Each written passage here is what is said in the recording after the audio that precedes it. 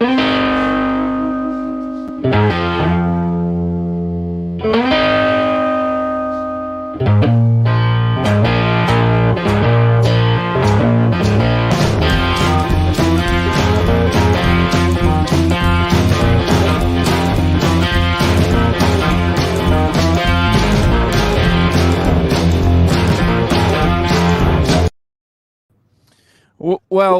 I'm here. I'm here. Brad's here. TikTok time to rock. Two of us are here.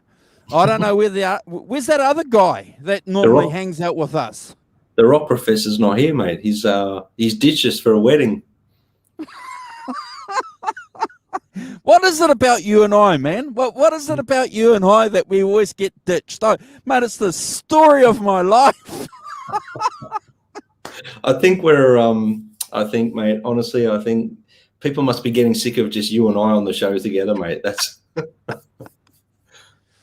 yeah. Oh my gosh. Well, look, one of the good things about having a YouTube channel and working with a couple of cool cats is that, we try and stick to a schedule. So, we turned up for work, Simon. I'm here. Brad's here. So, present and accounted.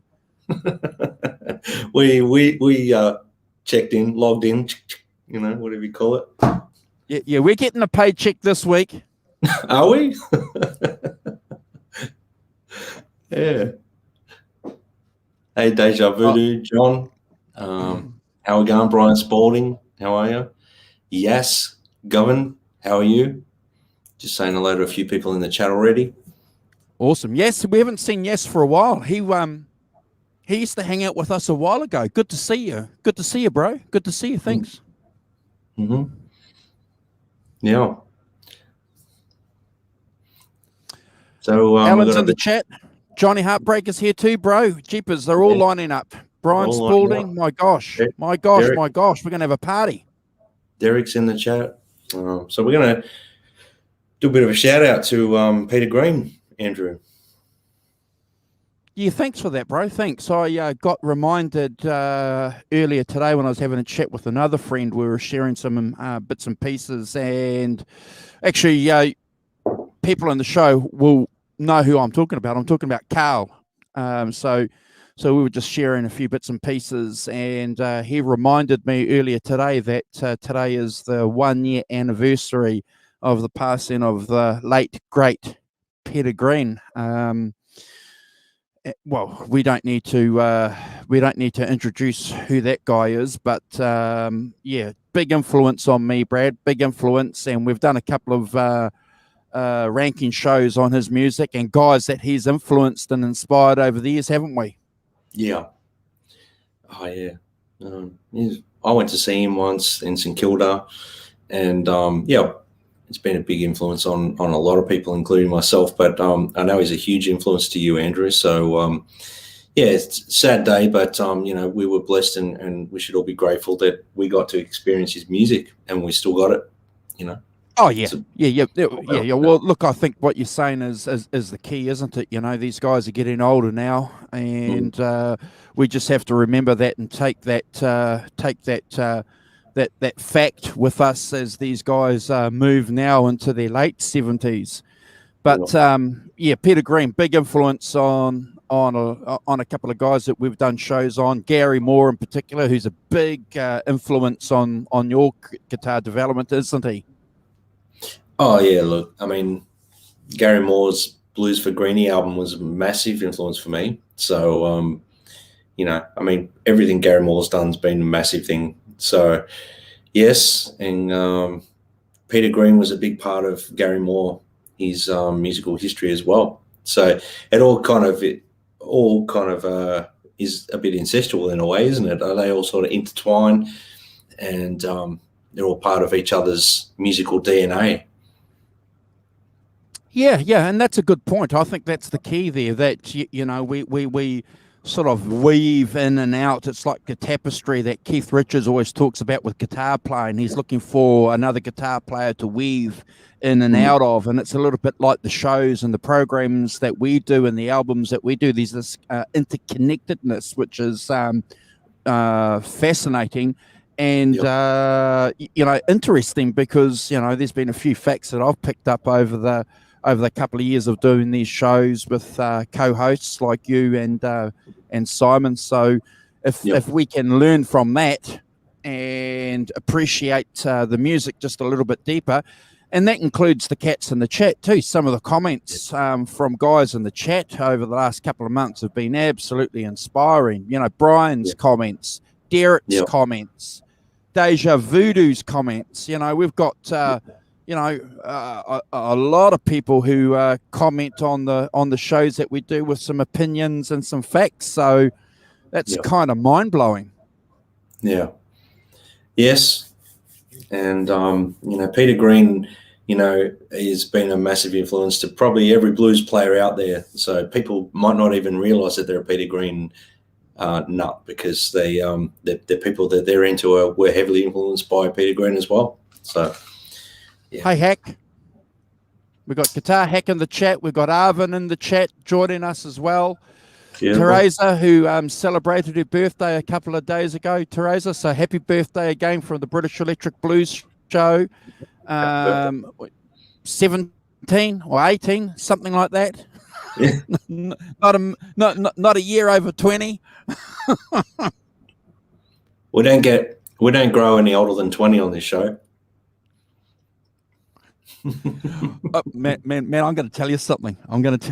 This is a true story. So I was out today doing a few bits and pieces, and I saw this guy that I used to go to school with, and I had a look at him, and he was across the road, and I thought, gosh, that guy looks like an old man. And then I walked past the shop window, and I looked in, and I saw my reflection. Oh my gosh. Oh my gosh. Unfortunately, mate, the years keep ticking over. There's nothing we can do about it. Father time. We've got Nelson in the chat too, brother. So we got a few guys jumping in. Look, normally, guys, we would be doing a Ranking the Track album on the Sunday with the Rock Professor, myself, and Brad. But, as Brad said earlier at the top of the show, we've got ditched. He's ditched us for something, for a wedding,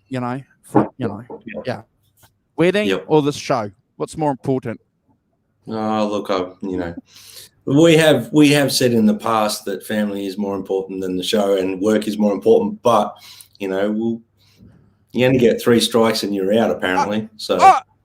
I never said that. You guys have said. I've never said family and work's more important than this show. Don't put words in my mouth.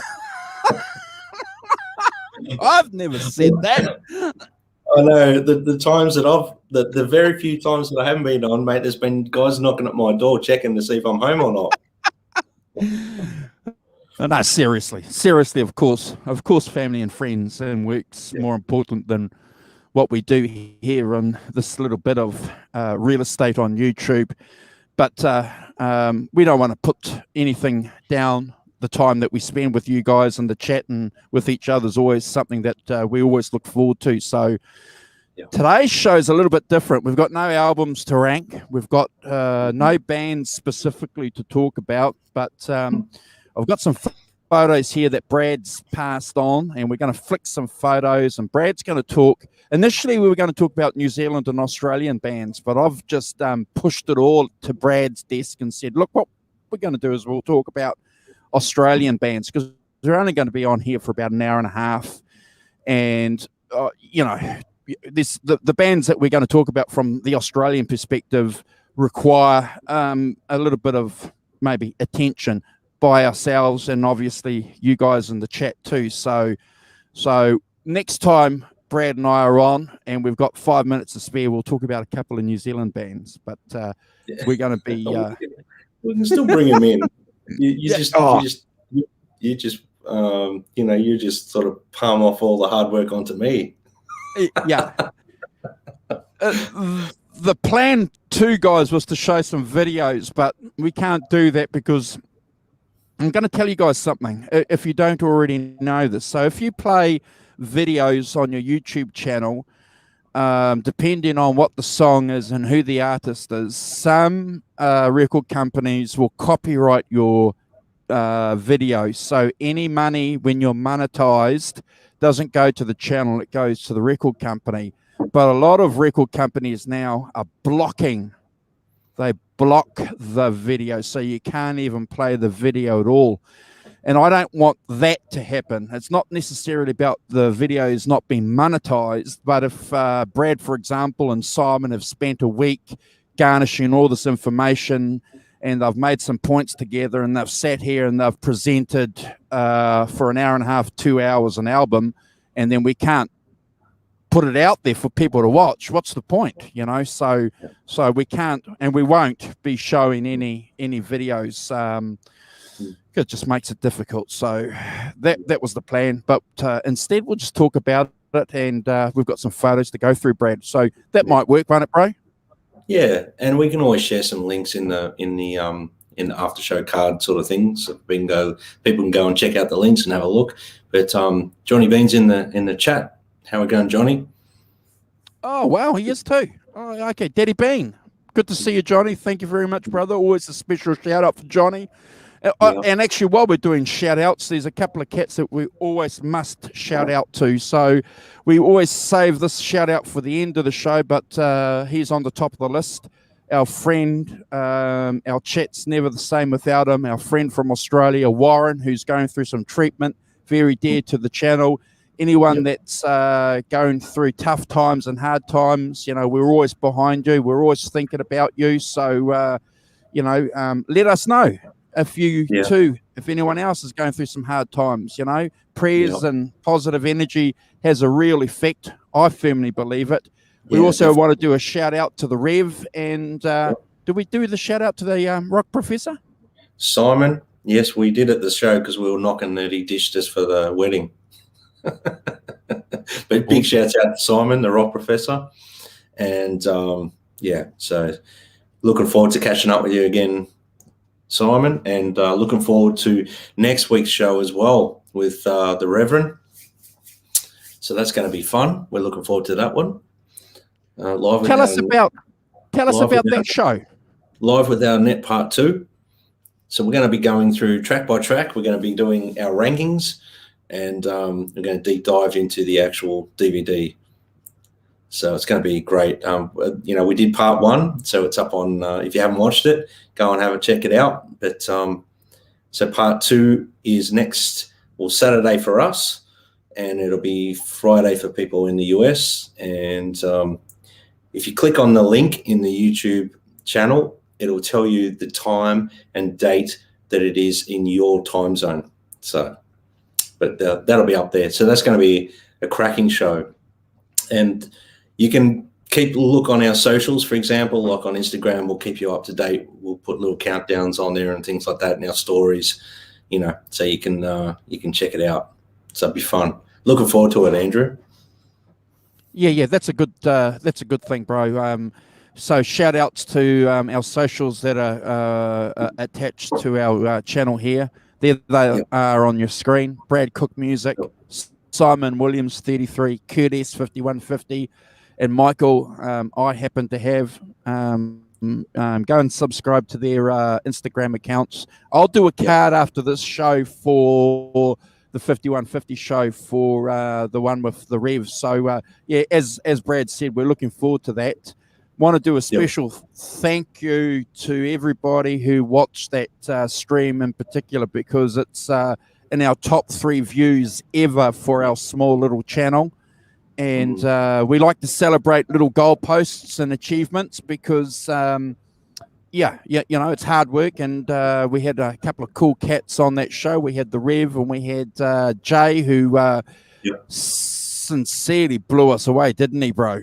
Yeah, I'm still blown away by, the Mean Streets thing he did in the middle of our show. That was amazing. Geez, you can play that bastard. He's not bad. He's not bad. Made me a bit jealous, but jealous in a good way. Inspiring. Well done. And he's a great guy. And awesome. We're looking forward to doing more shows in the future for sure. Here he is. We got the rock professor here. He's in some field somewhere. Doing marriage and wedding things for families and friends. So good on you. We've got a couple of other cats in the chat joining us. We've got Keith Campbell, Crappy Luxury Bro. We've got Tim Thomas in here. Sonia. Yep, awesome. Thanks for joining us, guys. Make sure you subscribe if you're not subscribed, guys. And we are running a little contest. And Andrew's been on my back to do a video for it, so I should probably get it done this week for him. But we're giving another T-shirt away. Once we get to 1,000 subscribers, we're going to be giving away one of these T-shirts. And a Van Halen T-shirt. And a Van Halen T-shirt too. Yeah. So we'll be looking forward to that. That'll be fun. So once we get to 1,000 subscribers, we'll do it like we did last time. We'll go live. And we'll give everyone a number in the chat, and that's probably how we'll do the draw again. And that was fun. Yeah, that worked out well. That was awesome. Really yeah.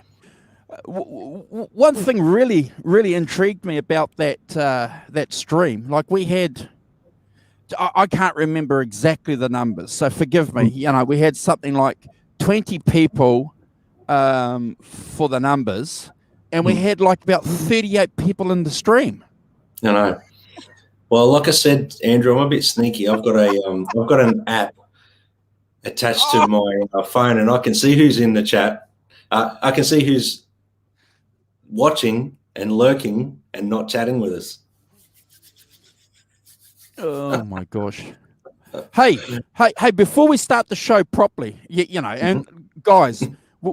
You're getting Brad and I in wing mode today. So, but we've got Guitar Hack in the chat, and we all know about Guitar Hack.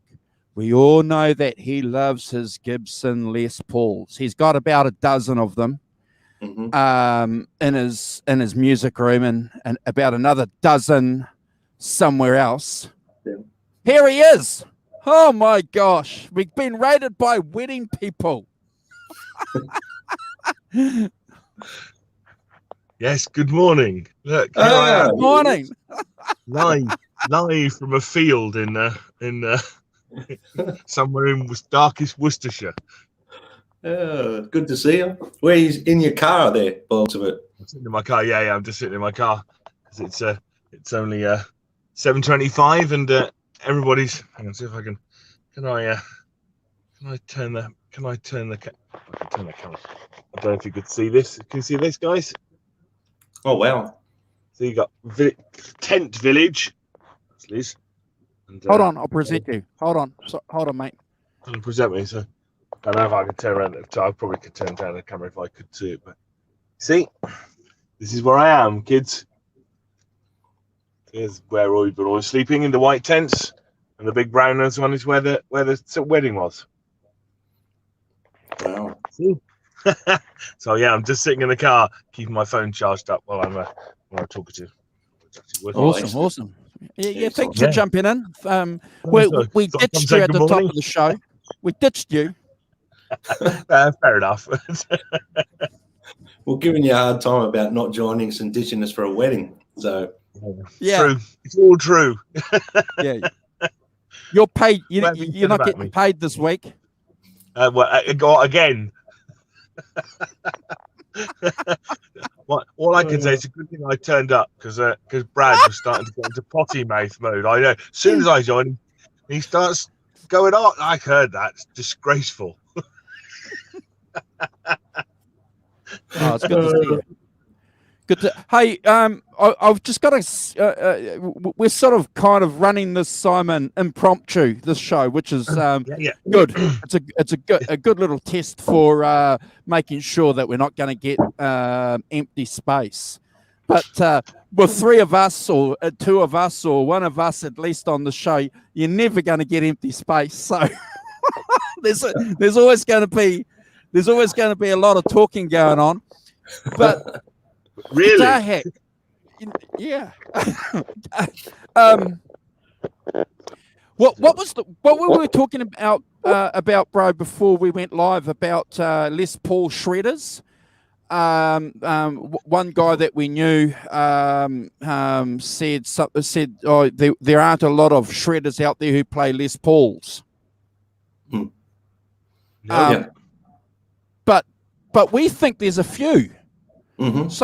So Hack, and anyone else in the chat, tell us who you think you would classify as shredders who play Les Pauls, because I think that's an interesting question. Mm. Definitely. Well, I mean, it depends if just Les Pauls or Les Paul types, like shapes, doesn't it? Is it Shapes, who has the shapes. who has the bullseye shaped guitar? Is it Dimebag Darrell? Is it? Or Zach Wild. Zach Wild. Yeah. But yeah, there's a ton that I can think of off the top of my head. Would you describe Slash as a shredder?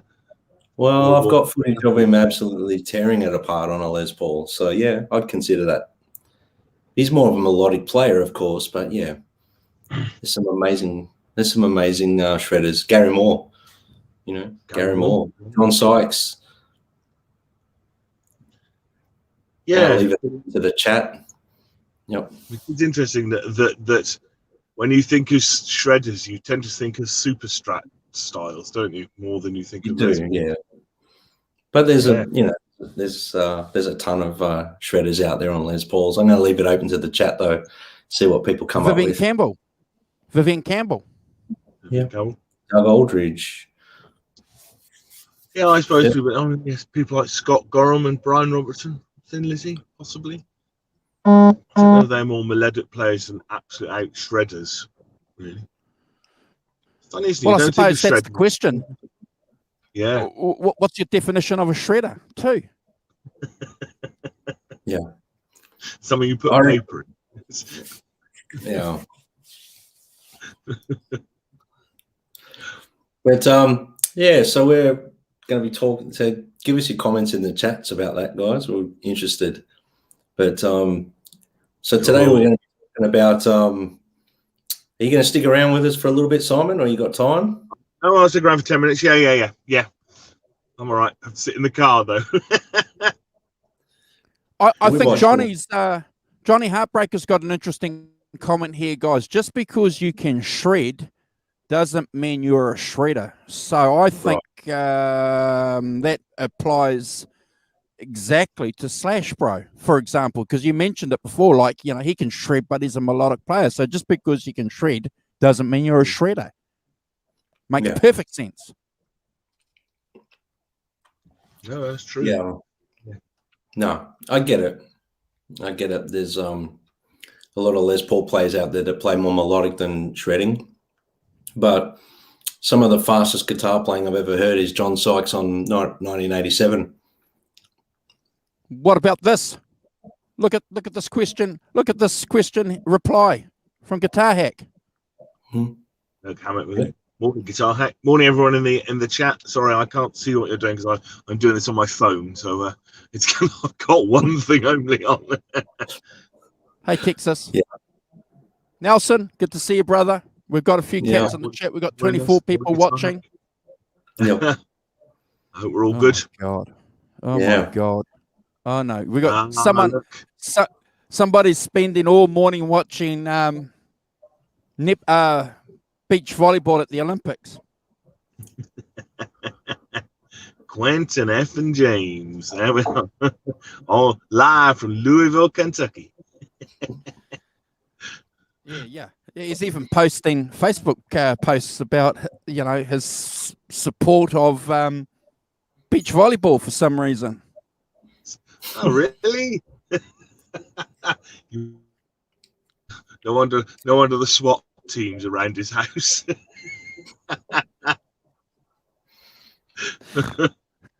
Oh dear. Oh my gosh. Okay.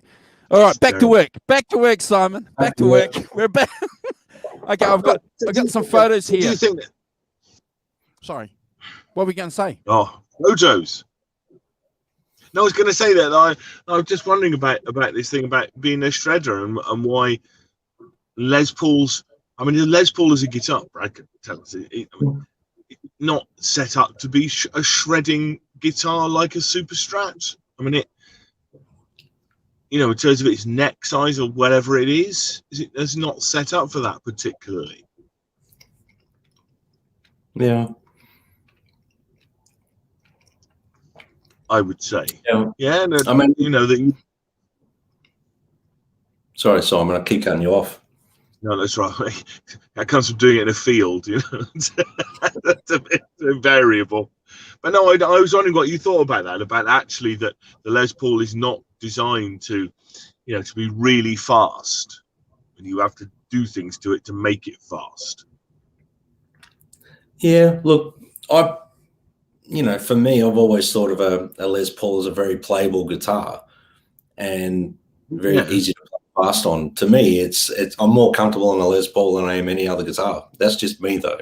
So there's more people out like, the Super Strats and things like that are, the shredding guitars. But for me, I can play faster on a Les Paul than I can on a Strat style guitar. Because it's what you're used to. Yeah. So I think it just comes down to what you're used to, really. Yeah. But I'm no shredder. I'm no shredder. But what I'm saying is I can play way faster on a Les Paul than any other guitar. But yeah, I suppose the question is: are you a fast player or just faster on a Les Paul? Yeah. I'm not going to comment on whether I'm a fast player or what, because I have no idea. But what I'm saying is, like, I can play a lot more efficient and fluent on a Les Paul than any other guitar. I wouldn't describe you as a shredder. Nah, Ace Frehley's more bluesy, really, when you think about it. It was shreddy in that, but yeah, there's some amazing Les Paul players, but Neil Schon, he could shred. Yeah. So I always thought shredding was about speed. When I think of shredding, I think of John Petrucci from Dream Theater. That's what. Yeah. Yeah. Oh, I don't know. For me, I think it's just really comes down to personal preference on guitars. But there's I mean, look, some of my favorite players, in my opinion, are melodic-y, shreddy players. Randy Rhoads, so he was. I would consider him melodic type shredder. He had a lot of melody and stuff. Zach Wild, that's where he got his influence from. Really, he's heavily influenced by Randy. Yeah. So John agrees with you. He says Ace is no shredder. He's cool, but he's no shredder. Yeah. Oh, he's great. Yeah. Well, I've never knocked someone like Ace Frehley. My goodness. It's interesting what you said about a shred is not necessarily somebody who plays fast. Yeah. Yes. So, yes. Because I think. Yeah, I was just wondering what you meant by that, because clearly, if I think of a shredder, I think of somebody who plays really fast. Yeah. Is that not only the definition of shredding? Yngwie Malmsteen is like a shredder to me. Yeah. Ridiculously fast and it's ridiculously over the top. You know what I mean? And it's brilliant for, I'm not knocking it. It's over the top, sort of crazy fast. But, I see Gary Moore in that. He used to play that fast too at times, not sweep up hedgerows, but he would, you watch Gary Moore play live and it's insanely fast. John Sykes would be probably one that I would say is one of the fastest pickers that I've ever heard. That 1987 album, if you listen to some of that, that's like a textbook for heavy metal guitar playing for me. It's like a blueprint. Brian Spalding in the chat. Brian Spalding can play pretty fast. Yeah. But but we're here we should get back to work. We're here to talk about Aussie rock and New Zealand rock. Got some photos. Guys, that we're just gonna throw up, and we're gonna talk a little bit about these cats and get some opinions. Share to screen. Yeah, John, I mentioned Doug Aldrich. So hold on, guys. So Doug's amazing. course, AC/DC with Bon Scott. That's the Bon Scott era of AC/DC. Absolutely iconic lineup, iconic band, staple for Australian rock music, and probably one of our biggest, most successful bands, really. I'm not sure who'd be the most successful between them and Sorry, what was that? They're the biggest worldwide, aren't they? Yeah, I believe they would be between them and In Excess, maybe, but I'm pretty sure AC/DC would be the biggest. Yeah. Yep. There's a Kiwi there on the end. Oh, yep. Feel that. But that's the classic lineup of AC/DC with Bon Scott and the Bon Scott era. What everyone in the chat? What's your favorite Bon Scott era AC/DC album? Everyone must have one, surely. You know, everyone knows AC/DC. You've got to have one favorite song or album of AC/DC. Staple of rock and roll music. Tell Malcolm there looks like a boy next door there, doesn't he? Looks like your bloody milk run boy. Yeah. They were pretty young here. They're such an amazing band.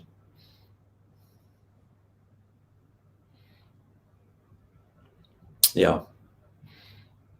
So Aussie rock had, a lot of bands stemmed from the AC/DC style music here in Australia.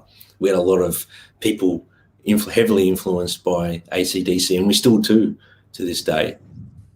Have bands coming out sounding like AC/DC, heavily influenced.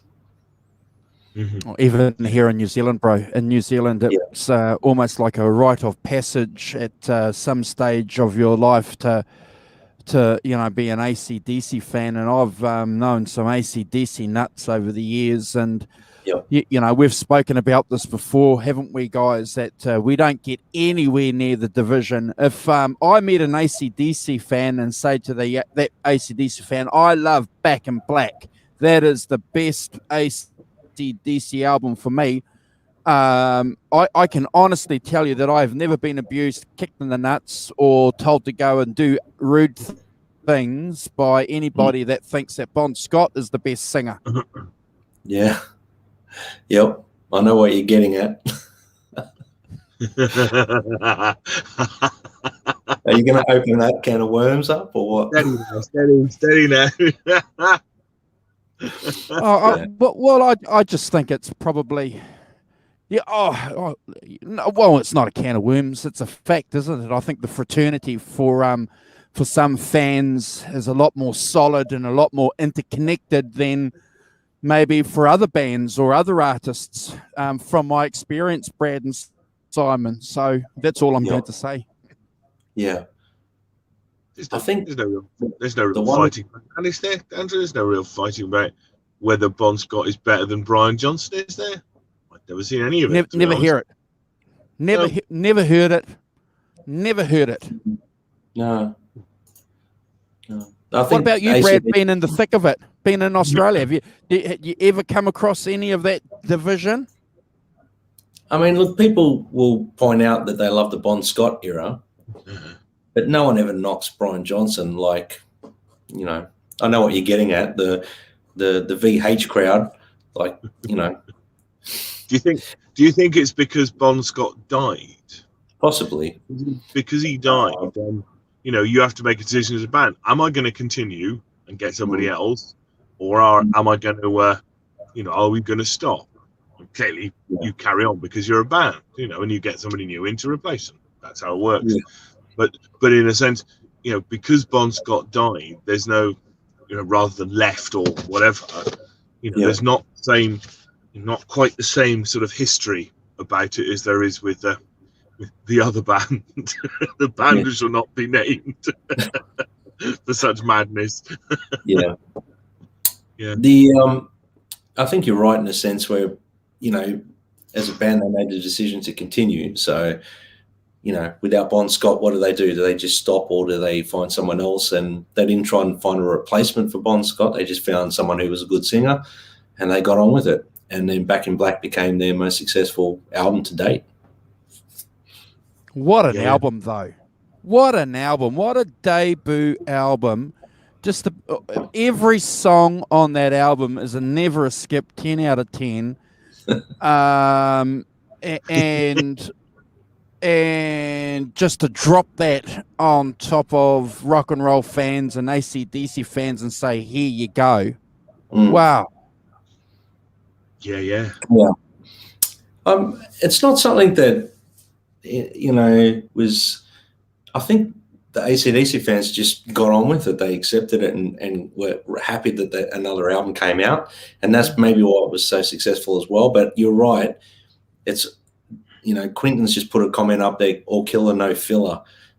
Without a doubt, I think they maybe that re-inspired them, reinvigorated them, getting a new singer, putting out a new album, and it's just all killer. There's just, they just like a rebirth. In Well, fairness, the good thing about the they band, had quite a lot of it recorded before, didn't they? I mean, Bon Scott recorded quite a lot of it, didn't they?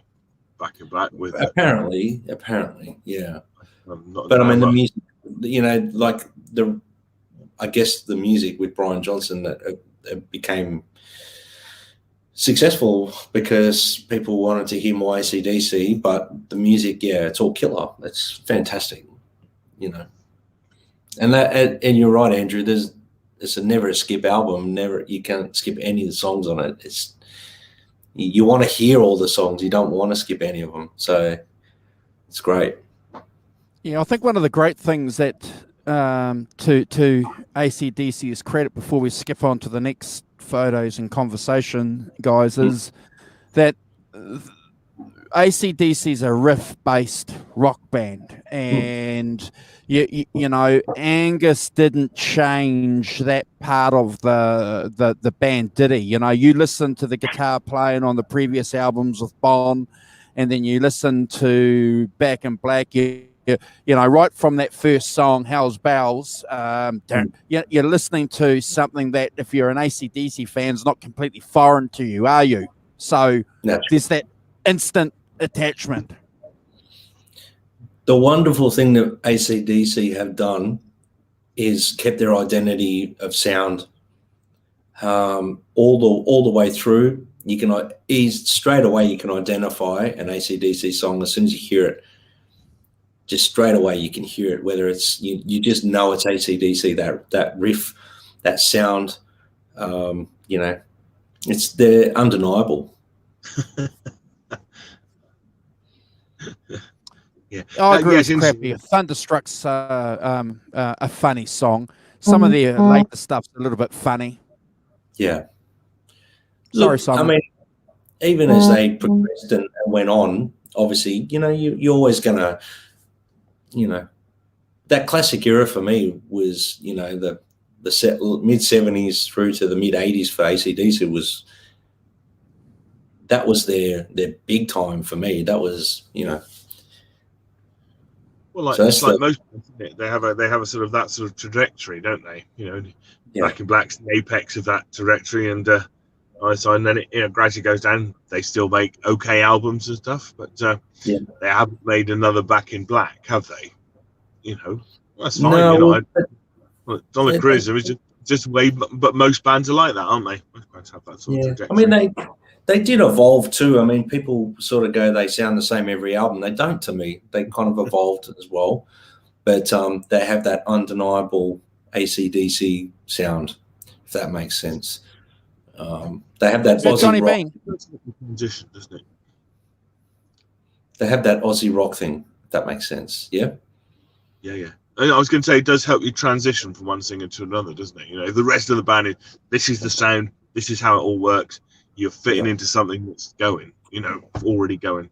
So, fortunately, Ryan did a fantastic.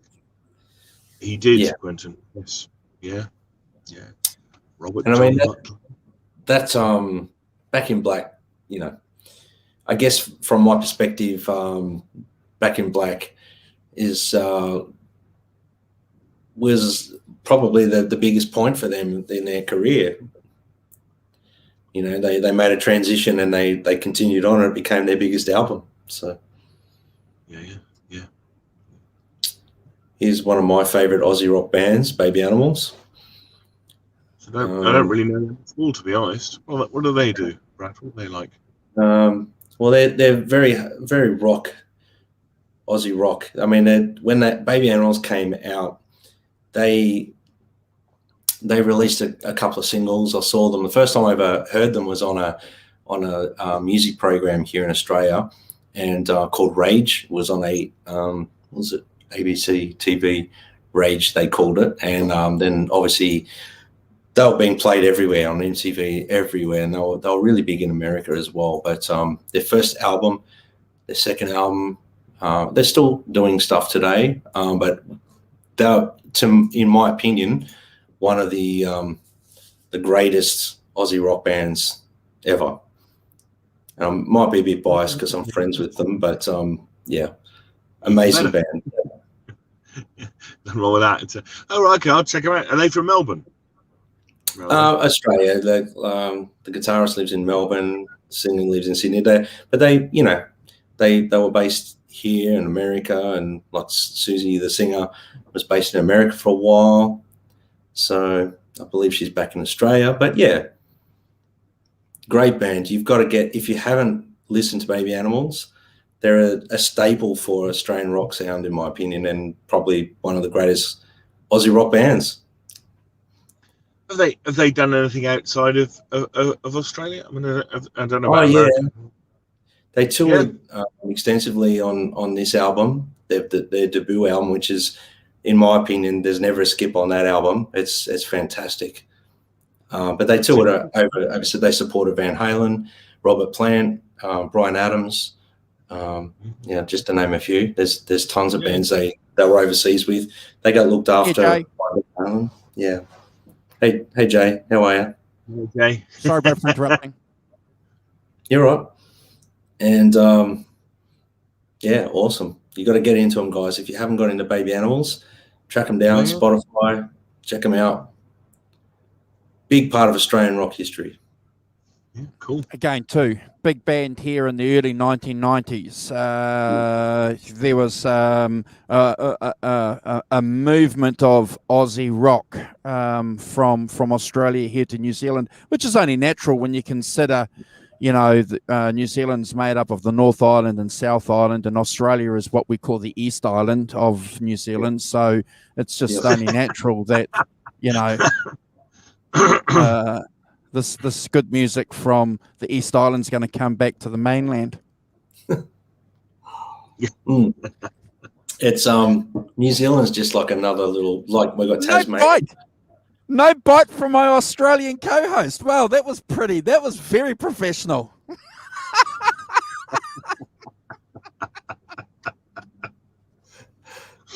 Oh my gosh.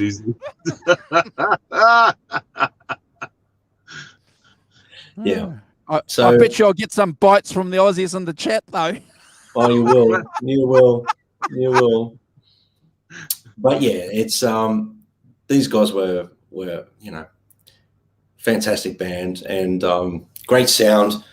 I think I mentioned, on another show that I always thought they sounded like very much like Led Zeppelin and Aussie rock together. There was a lot of that with a really amazing female singer out front, the very beautiful Suze DiMarchi, and the band were, and still are, they're a phenomenal band. They're fantastic. But when this record came out, they were heavily played on MTV, and they did a series here in Australia called Live from the Basement on MTV Music, and they did a lot of tunes off their first record on that, and I've still got that on VHS. I remember sitting up recording it, and I used to watch that like before I was even playing guitar. I used to watch it over and over and over and over, and I actually got myself a Japanese Fender, and I changed the white pickguard to a black one to look more like Dave Leslie's guitar and all that. So yeah, that was they were a big influence on me. Still are. I'll check them out. Awesome. Yeah. Yeah. So Cold Chisel, Jimmy Barnes. Everyone knows Jimmy Barnes, yeah? Everyone knows who Jimmy Barnes is. Barnesy, Ian Moss, like the band were phenomenal. You've got to listen.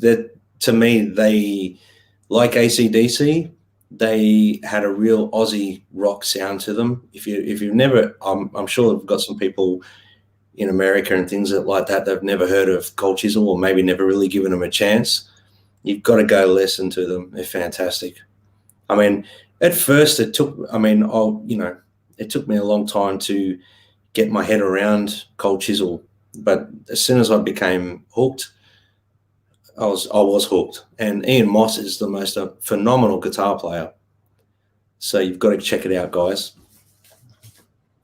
Cool. Okay, I'm going to just share a bit of a story with you guys. So I was, oh, shivers. What have I done there? Hold on, guys. Sorry, I'll put that back.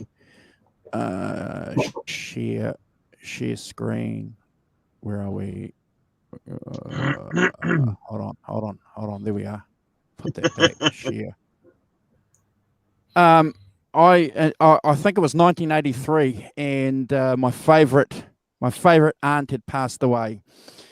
Mm-hmm. And anyway, I'd got picked up by Auntie Brenda and Uncle Tim and my cousin Roy. And the funeral location was about 60 miles from where we were living at the time. And they were a bit younger. They were maybe 5 to 10 years older than me. So younger, but cool. And I remember we were driving in and Simon might remember this car, and even Brad. I think they had these cars in Australia too. It was a Hillman Hunter yes. Car. Yeah. And the cassette tape that we were listening to, I didn't know at the time. I knew the single, but I didn't know anything about the band. But it turned out to be Brad and Simon's Circus Animals by this band. And Forever Now was the lead single, so I knew that song.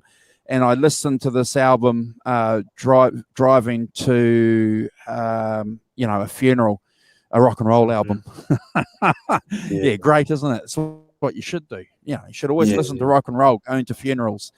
But and we talk about this, guys, don't we, on shows, how albums or songs have this, sometimes they just carve or brand this memory vividly in you, that whenever you hear something, you just bang, instantly can remember something.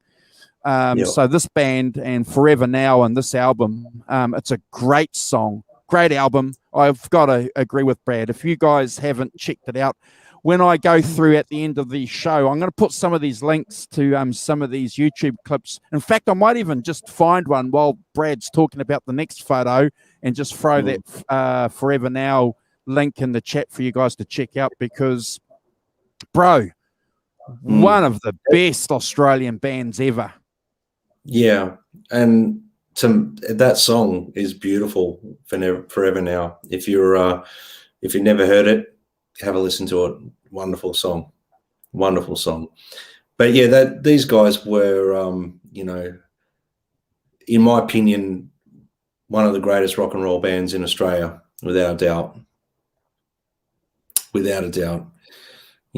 I think, who was it? Someone mentioned, John mentioned that, was it John? I saw back in the chat, Mossy liked his Strat Bridge pickups backwards slant, as discussed last week. Yeah, I think, I'm not sure in the early days he was doing that, but definitely as he evolved as a guitar player and tone chasing, his pickups are reversed. So if you're not sure about what we're referring to, you go and have a look at our last Strat special that we did. Yeah, and there's the link, guys, there to the don't go and watch it now, but if you go and quickly click on that and save that in your history so you can watch it, and then, because I know what it's like going back through trying to find something, so click on that and then come back and listen to what Brad has to say, because we've got some other stories to share with you and the Rock Professor. So hold on. Guys, Yeah. I'm gonna go. I've got to. My family's beginning to wake up, so I need to go and pay attention to them. Thanks for joining us. I'll Great see you to next see week. you. Have we announced what we're doing next week yet? No. Will you get a chance to do that in your Instagram, or shall I get Brad to do it? No, it's fine. I'll do it when I get back later. I'll put something on my Instagram later. All right. Announce it now, Simon. Announce it now. Okay. Okay. Well, next week we're going to be doing Rory Gallagher live in Europe. Hey. Well, we need to. Yes, well, I will be very happy. Yes, absolutely. But as I've done, I said it all here, but I've got a list of like bands and people and stuff, and Rory Gallagher's definitely on the list, and I think we should talk about it. And I think Live in Europe's a really good intro into Rory Gallagher. So next week, Rory Gallagher live in Europe. Arvin's only been asking us to do that for 2 years, Simon and Brad. Only 2 years. Only 2 years. We get there eventually. All right, guys. So and I'll see you next week. Cheers, Simon. Take care. Have a good week, guys. See you, mate. Bye. Thanks for joining us, mate. No worries. Oh, that was quick. We'll make sure we send them that paycheck, bro. All right, for turning up. Yeah. And then there was 2. The ratbags. I haven't been watching the chat. What was that? Sorry? No, I haven't been watching the chat. So if you just give me you have? Okay, that's cool. Yeah, I've been watching a little bit here and there. We've got Arvin, Deja Voodoo, Derek, John, Hobo Roadie, Keith. I think we've mentioned a few of the other ones. I can't go back, but let's keep pressing on, mate. I'm enjoying this. This is fun. Yeah. We'll wing this, so guys, Solid. if we miss you in the chat or anything like that, or miss any of your comments, we will come back to it, but we'll just carry on with the show as per requested by Brad. Here we go. All right. Ta-da! Yeah. So this is Michael Hutchins at Concert for Life. Now, this was one of the first times I ever saw In Excess here in Australia. Was in 1992. I think it was 1992. And it was a concert in Centennial Park in Sydney. It was a fundraiser for Victor Chang Cardiac Research. And I saw a lot of really amazing Aussie rock bands there that day, but In Excess just blew me away that night. I was always a little bit funny about the persona that Michael Hutchins portrayed, because I was a big Doors fan. And, the way that the music programs and everything would portray him like a clone of that. But then when I saw In Excess live for the first time, I knew he was just his own persona. He just was obviously influenced by the Doors and things like that, and Jim Morrison to an extent, but he had his own voice, he had his own persona, and the band were phenomenal. There's a YouTube clip going around of the whole gig somewhere. It's just audio. It's amazing. The Concert for Life, I saw Crowded House there. I saw a lot of Aussie rock bands there that were amazing, but In Excess really blew me away that night. And up until that stage, I liked In Excess, but I was never a huge fan. But that changed me. I became like a massive In Excess fan from that concert. And that was one of the very early sort of concerts I ever went to as well. So I'm sure we've got a few In Excess nuts out there if you, but to me, they were one of Australia's greatest rock bands as well. And they're obviously quite big overseas. I mean, you've seen the footage of them in Wembley, and I'm sure they're probably one of Australia's biggest exports, but amazing band. Yeah. Well, I remember them back again in high school. So when the swing came out in '84 and Listen Like Thieves. So it had, a couple of underground songs now, but they were really cool, like Dream On White Boy, and a couple of these really cool songs. And what's really interesting, I'm glad that Brad's mentioned the image kind of thing, because I got, again, a little bit of a story here. So these two albums that I've mentioned, this is when INXS were the Van Halen of Australia. Weren't they? They were just dominating Australia. Hadn't quite cracked into the American market. They were huge here in New Zealand, obviously. And Michael Hutchence had a mullet going on. So if you guys know what mullet hairdos are, so he had like hair going over here and this long thing down there, and rolled up, like trucker shirts going on, and it was pretty cool. It was pretty cool, and we loved it. But when Kick came out, and Kick, slide over here and give me a moment. Your moves are so raw. When that video came out, because I was like Brad, at that time, I was heavily influenced by Jim Morrison. I was this Doors nut too. And Brad and I have spoken about this off air a couple of times. Isn't it interesting how rock and rollers share the same kind of rock and roll history? And I was going through, for a long time, this Jim Morrison Doors period where I just thought he was cool. And when I saw that video, I thought, what is this? What's this rooster doing? He's just ripping off Jim Morrison. Yeah. And I was a bit angry. Because it was obvious for me. And I was a bit young then. I didn't appreciate the fact that he was trying to put his own spin on things. But I take that back now, because it was just who Michael Hutchence was. He was just a conglomeration of all these other rock and roll singers, bro, and it all just came out, and we got the real Michael Hutchence.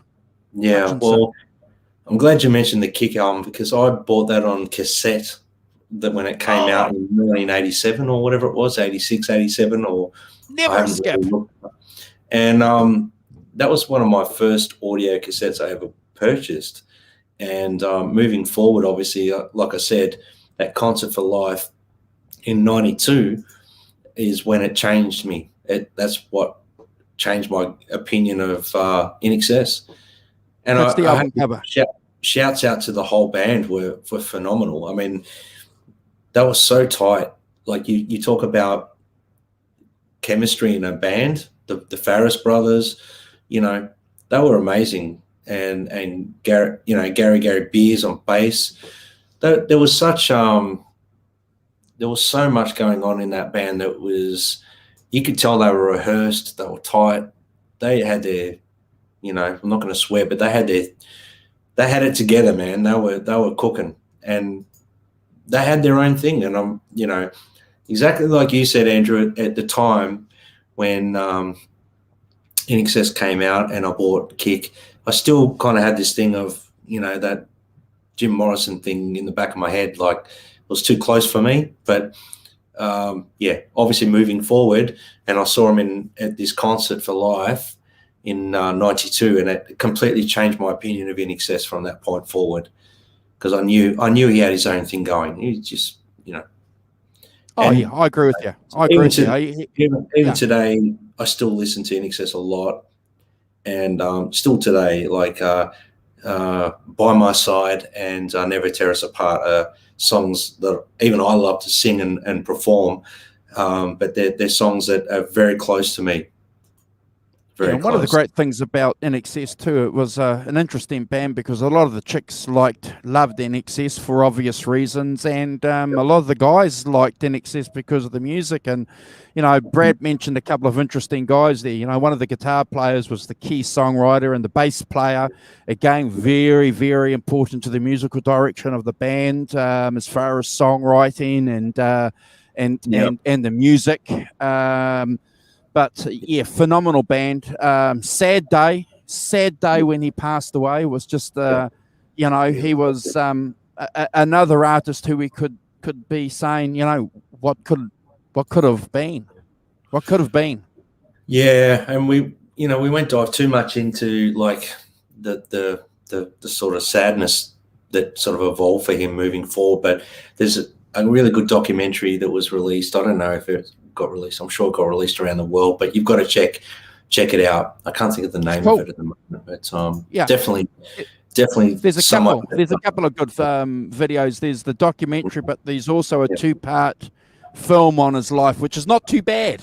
It's not too bad. Apparently, the band were involved in it too, so it's not one of those films that they took a lot of. What is it, Brad, that they do with films? Artistic license? They sort of creative control. They sort of make it a little bit more movie orientated, and they take away a little bit of the truth to make it more interesting sometimes, unfortunately, in some of these docos. But I was in that crowd somewhere, probably across to Michael's left shoulder a little bit. And I can see Brad.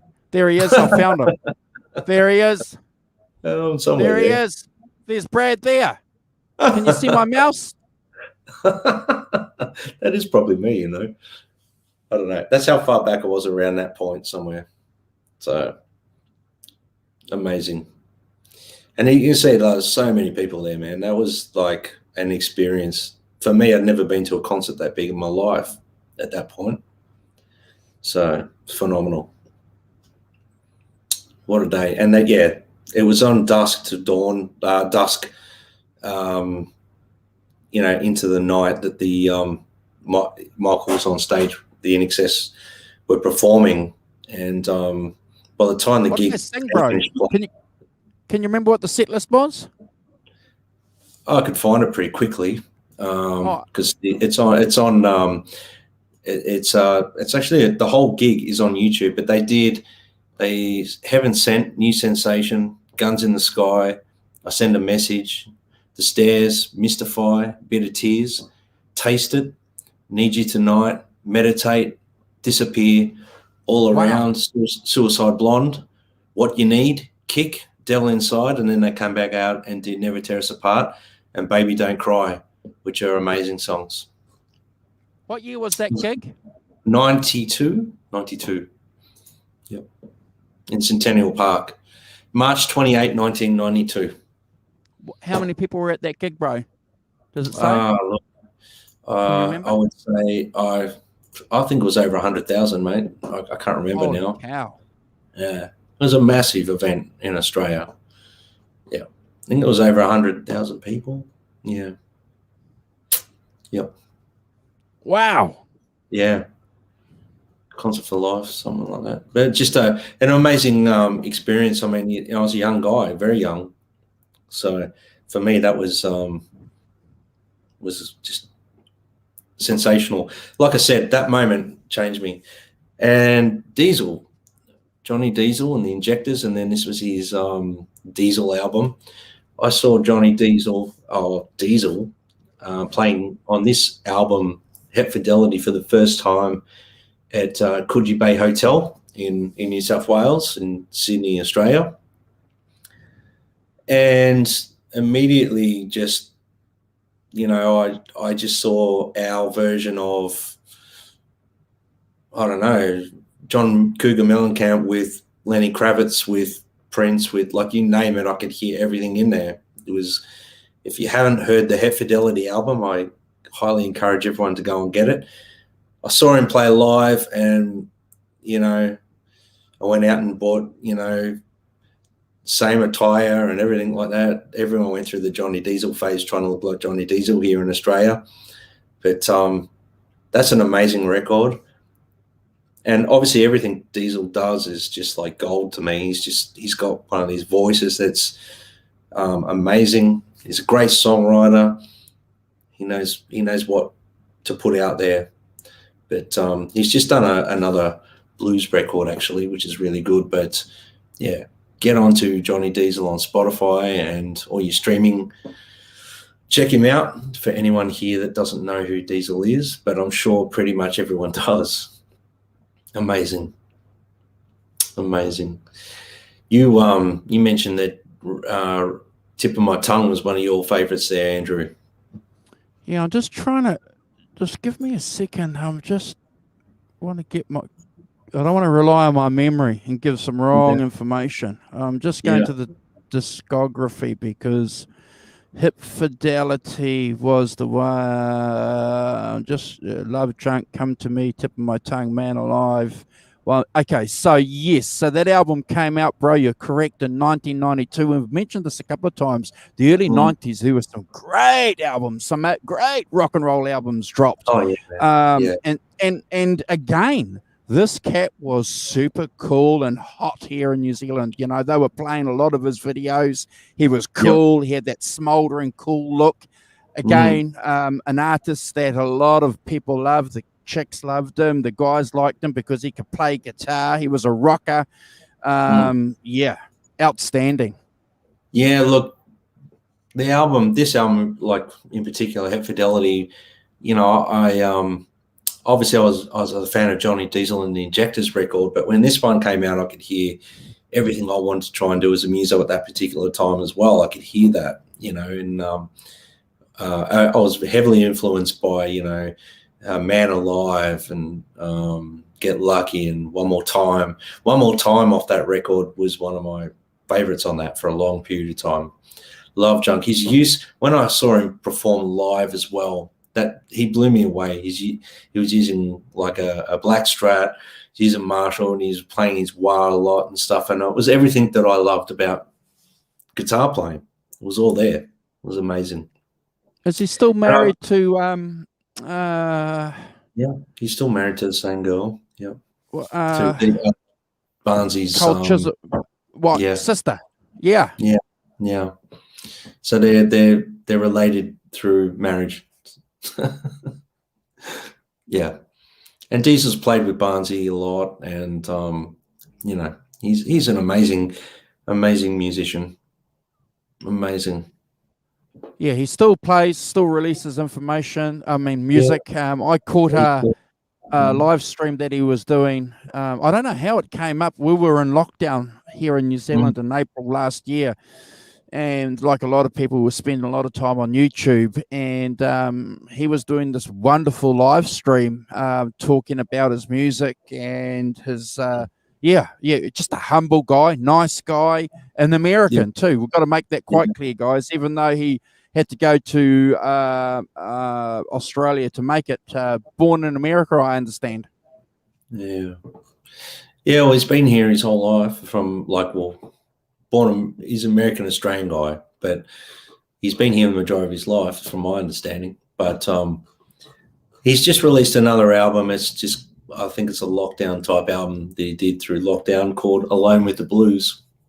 And he just does a bunch of blues classics and everything. That's really, really good. So get your head around that as well. Just such a talented guy. And the Divinals, the Chrissy Amphlett, such a talented band here in Australia. I don't know, they were quite big around that era when they released Touch Myself and everything overseas, but an amazing Australian band. And what a persona, you know, that whole era of the Divinals in rock music through the 80s and obviously into the 90s even. It was just such an amazing time for Australian rock music. Chrissy Amphlett Chrissy Amphlett was amazing. Simply, you know, one of the greatest female front people, singer, artist here in Australia, without a doubt. Another huge band here too, bro. That single, I Touch Myself, I think was number 5 here. Yep. That's a great song. It's a great song. It just starts off really cool. It's got some good sultry vocals and then some rock there. I think it was number 1 for 5 weeks. Great song. Yeah. There's a song they did, and I encourage everyone to go and listen to it. It's one of my favorite Divinal songs anyway. It's called Jealous. A song called Jealous. Yeah. Just an amazing song. And what can I say though? It's just such an amazing band. You know, when she passed away, it was pretty sad. It was a big thing here in Australia because she was like the queen of rock, you know. So amazing artist. Now the Yeah, guitar very, player and what's her name? Chrissy? Chrissy Amphlett. Yeah, Yeah, they were a couple, weren't they? I believe so. Yeah, Okay. Yeah. yeah. Sad. But the good thing about the music was with the Divinals, in my opinion, was they still kept it sounding very, very Aussie rock. And Mark McEntee, I think the guitarist's name was very, very Stonesy, very Jimmy Pagey sort of vibe on guitar to me. Very, I don't know, he just had that thing of, playing the Les Paul Jr. and that tone. And the solo in I'm Jealous is just, it could be Jimmy Page playing it. That's what it sounds like to me. Great. Check it out, guys. Amazing. There better be some jet photos in here. Jet. Well, I've just put some of the big Australian ones, mate. We can definitely. Jet is, that Farnsey. Everyone knows John Farnham. John Farnham, he was massive here in Australia, and obviously his Whispering Jack album was phenomenal, and his voice just is one of those voices that got better with age too. The older he got, the better his voice got. I mean, I've got footage of him singing and performing 5-6 years ago, and he's doing a Chisel song, When the War Is Over, and it brings tears to your eyes. It's phenomenal. He's a big fella now. Yeah.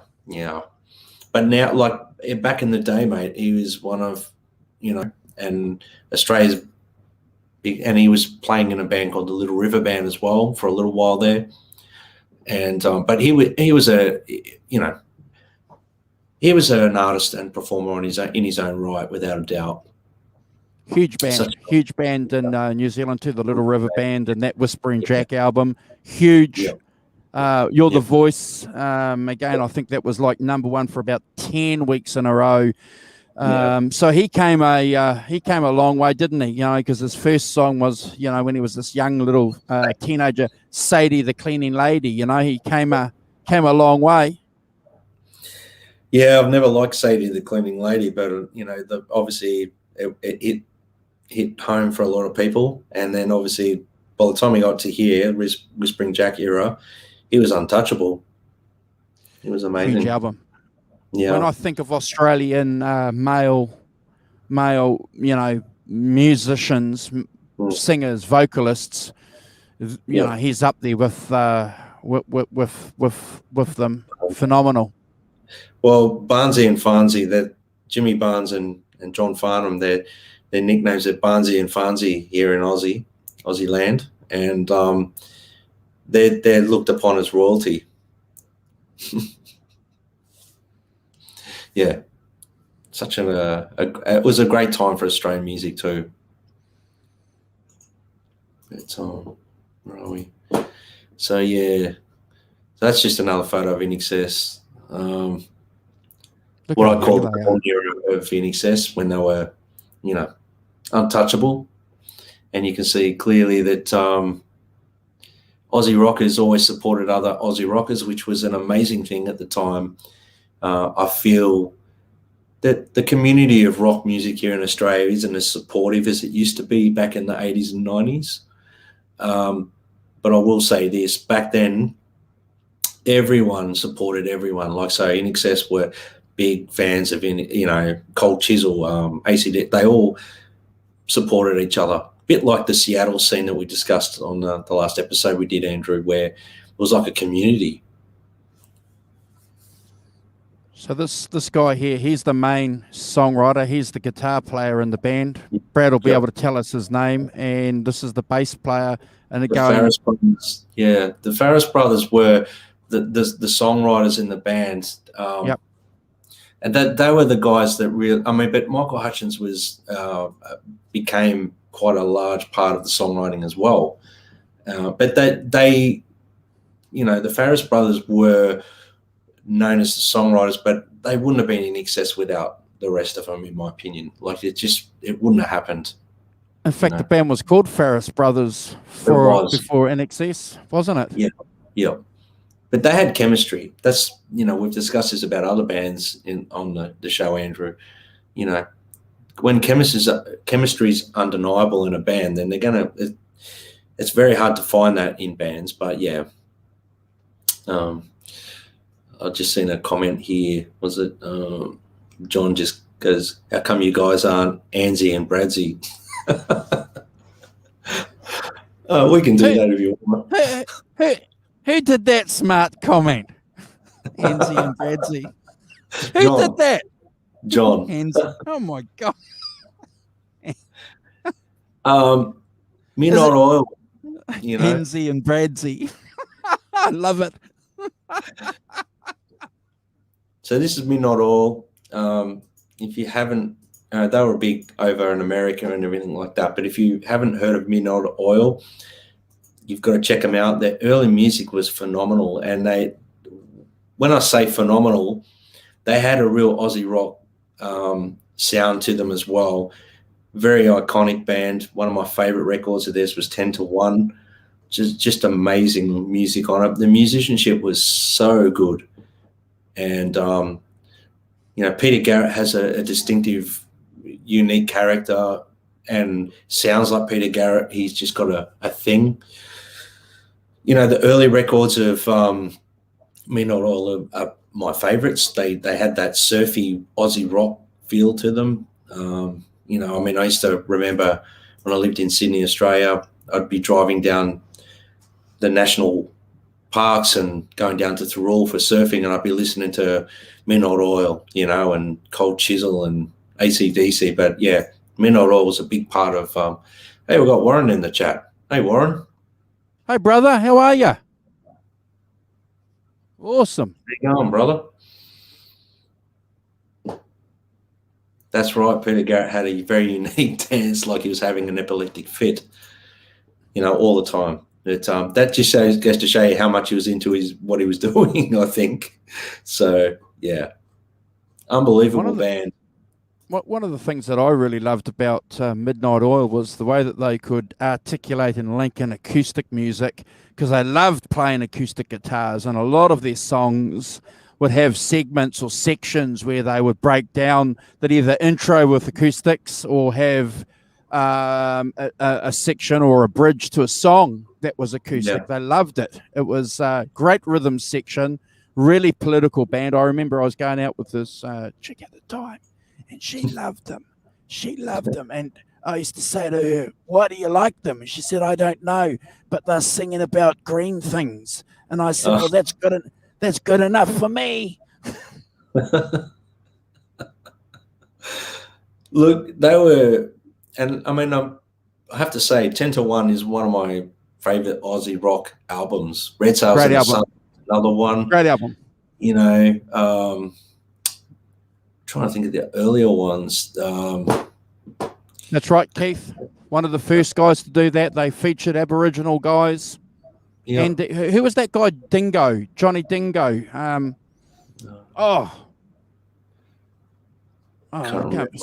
Someone Dingo sung with them too. It'll come. Yeah. Ernie Dingo. Okay. One of their they released an EP. I think it was an EP called trying to remember what it was called. Species to Species. I had that and on cassette. And I used to just flog that thing like nothing else when I had it. When I got my Walkman, it used to be one of those things I'd put on just to listen to the Hercules. And there's just one of those albums, that sort of I remember my childhood listening to a lot. They were such a good band. Yes, Bird Noises, Powderworks. They're my favorite two early records, John. Thanks for reminding me. Yeah, they were phenomenal. Great rhythm section, great driving drums in that band. They were doing a lot of that early stuff that the 90s bands are doing with trebly drums in the 80s, Brad. Well, Rob Hurst is one of Australia's finest drummers. You have a drummer like that in the band, and the band's going to sound good, in my opinion. in my opinion, in a band, you're only as good as your drummer. That's just unfortunately how I see it. If your drummer's crap, you're going to sound like crap. There's nothing you can do. It's just, Rob Hurst is an amazing drummer, just phenomenal. Phenomenal. Yeah. They're a big part of Aussie rock, without a doubt. But good to see you, Warren. Rose Tats. Rose Tattoo. What can I say about Rose Tattoo? I saw Rose Tattoo in a pub setting here in Australia, and I was just blown away, and my ears were bleeding after the gig. That's all I can say about them. They were so loud, in your face, a very attractive bunch of blokes. Angry Anderson, for a little guy, mate, he's got one of the biggest voices I can think of. I don't know anything other than 2 or 3 songs on Rose Tattoo. I can't even pretend to know an album. I'm going to tell you, bro, they were not big here at all. Yep. And I know that they were around the same time, a lot of these bands that we're talking about, but I did know a guy that was heavily into Rose Tattoo, loved it. The guy's got a unique vocal style, good driving rock and roll, but I don't know anything about him, bro. Yeah, I'm not a massive fan of Rose Tattoo, but I know that they've had a few lineup changes through the days and stuff like that. But just a really big part of Aussie rock. They've got a very, like I said, AC/DC influenced everyone in Aussie rock in some way, shape, or form. And these guys had that very, big brazen Gibson-y sort of tones with Marshalls. They're very loud. When I saw them, I walked away from the gig and my ears were bleeding. They were like ringing like anything for days after I saw them. So they're amazing. To be honest with you, even Guns N' Roses were heavily influenced by Rose Tattoo. Wow. They even covered one of their songs, Nice Boys. That's correct. But great band. Great Aussie rock band. Skyhooks, same thing for me. I was never a massive fan of them, like in the day when they were relevant. But as I got older, I became a bigger fan of them, if that makes sense, and started to see the relevance and how important they were to Australian music. Shirley, the singer, was probably one of the greatest singers we've had. The guy in the overalls there in the middle. In Australia, such an amazingly talented, effortless singer, and is amazing. But Aussie rock has a lot to thank Skyhawks for, without a doubt. And Living in the 70s, that album, you've got to go listen to it. So if you haven't listened to them, go on to Spotify or whatever streaming platform you're on and look them up and listen to Living in the 70s. Women in Uniform, that's a great song. Like, there's just, go and have a listen. I'm not going to say much more than that. Just phenomenal. They were great bands. You didn't hear much about them over in NZ, Andrew? No, I do remember the name. Like a lot of bands, it was always mentioned. I can't remember. I'm just trying to remember a song, bro, to talk. Look, I can't. Yeah. So I'm not even going to pretend. But I do know the band. Yes. Yeah. So you don't know Living in the 70s? I think that's what's the famous song off there? What's their famous song? That's the song. I'm living in the 70s. That's it.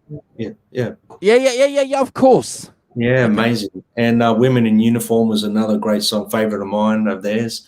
So yeah, just a really iconic band for Australian rock music. It sort of couldn't go and do a show on here and talk about them without talking about Skyhawks. Well, you got the rest of the Aussies in the chat agreeing with you. Skyhawks, such an iconic Aussie band, so freaking Aussie, not trying to be a copy of any American rock and roll. Well, that is amazing. So that means That means that we need to check them out. Thank you, Yeah. John. That is an amazing comment to support them. Yeah, you know, such a great band, an amazing Even band. Ellen's saying that all these bands and people were back in her era. So yeah, rock and roll. Yeah, it was an amazing time for music in Australian rock history, anyway. Yeah, Deja Vu, Mental as Anything, another big band here in the early 80s. Alternative. They were, I think they were an alternative band before alternative was the concept or the definition was defined, Brad. Yeah, 100%. 100%. Yeah. 100%. Oh my gosh, here we go. So the Angels. Oh, The Angels, yeah. guys, the Angels back in the 80s and 90s, the Angels were really big here. Another heavily, like, to me, they were heavily influenced sound-wise by AC/DC. They had their own sound. I'm not saying they copied them, but they were big about that big blasting guitars, the riffs, the slamming rock vibe. Aussie rock had its own unique sound to me, and these guys were one of the pioneers of that, if I can say that. They were an amazing Doc Neeson out front, but the tones, everything they did, were, and really, I mean, a lot of their songs are chant songs now. Am I ever gonna see your face again? I'm not going to say it on a family show, but everyone knows that song. Yeah. Take a Long Line. I mean, there's just so many songs. I saw the Angels for the first time back in the 90s. It was the early 90s at a club called St George's Leagues Club in New South Wales, Sydney, and Baby Animals were supporting them. And same deal, my ears were bleeding after the show because they were so loud. And I just, to be honest with you, seeing the Angels and Baby Animals together was quite amazing for me because I'd never seen either of them at that point in my life. And I saw them on the same bill. I was like, oh my God, this is what Aussie rock is. So if you don't know who the Angels are, I heavily recommend you go and check them out. They released an album called, I think it was Dogs Are Talking, around the time when I was just getting into music and going out and seeing bands and just becoming of age where I could actually go and see bands. So these guys were, yeah, Deja Vu just put it there. So yeah. I saw them here in my hometown. There's a university called Waikato University. Not far from Waikato University was a pub called the Hillcrest Tavern, and it catered. The taverns were interesting places back in New Zealand for a long time because you had a public bar, you had a lounge bar, and you had like this little area where bands could play, especially around universities, and they were all owned by breweries, and bands would be contracted to go around and play on a Friday and Saturday night and maybe even on a Wednesday night in these bands. And I was hanging out with some cats who had some older brothers, and they were talking about this band called the Angels, and I think it was I'm just trying to remember. This is no bullshit. It must have been when Watch the Red was out, or maybe Watch the Red was released. And back then, in the olden days, you used to go and stand there, and there'd be a bouncer, and you'd pay $5, and you'd get a stamp, and you'd get in, And if you were a girl, they'd just let you in. For some reason, I don't know what. Could never work that one out. Let's leave that. Yeah. So I remember going. One of the great things about going to a place or a gig like that with about 8 or 10 people is that you can sort of hide in the middle, stick your hand out, hand over the $5 or the $10, and go in with the crowd because I was underage, and back then they were looking up and down, and if you looked, like you were 16 or 17, you're out. Off you go. Got in there and watched this band.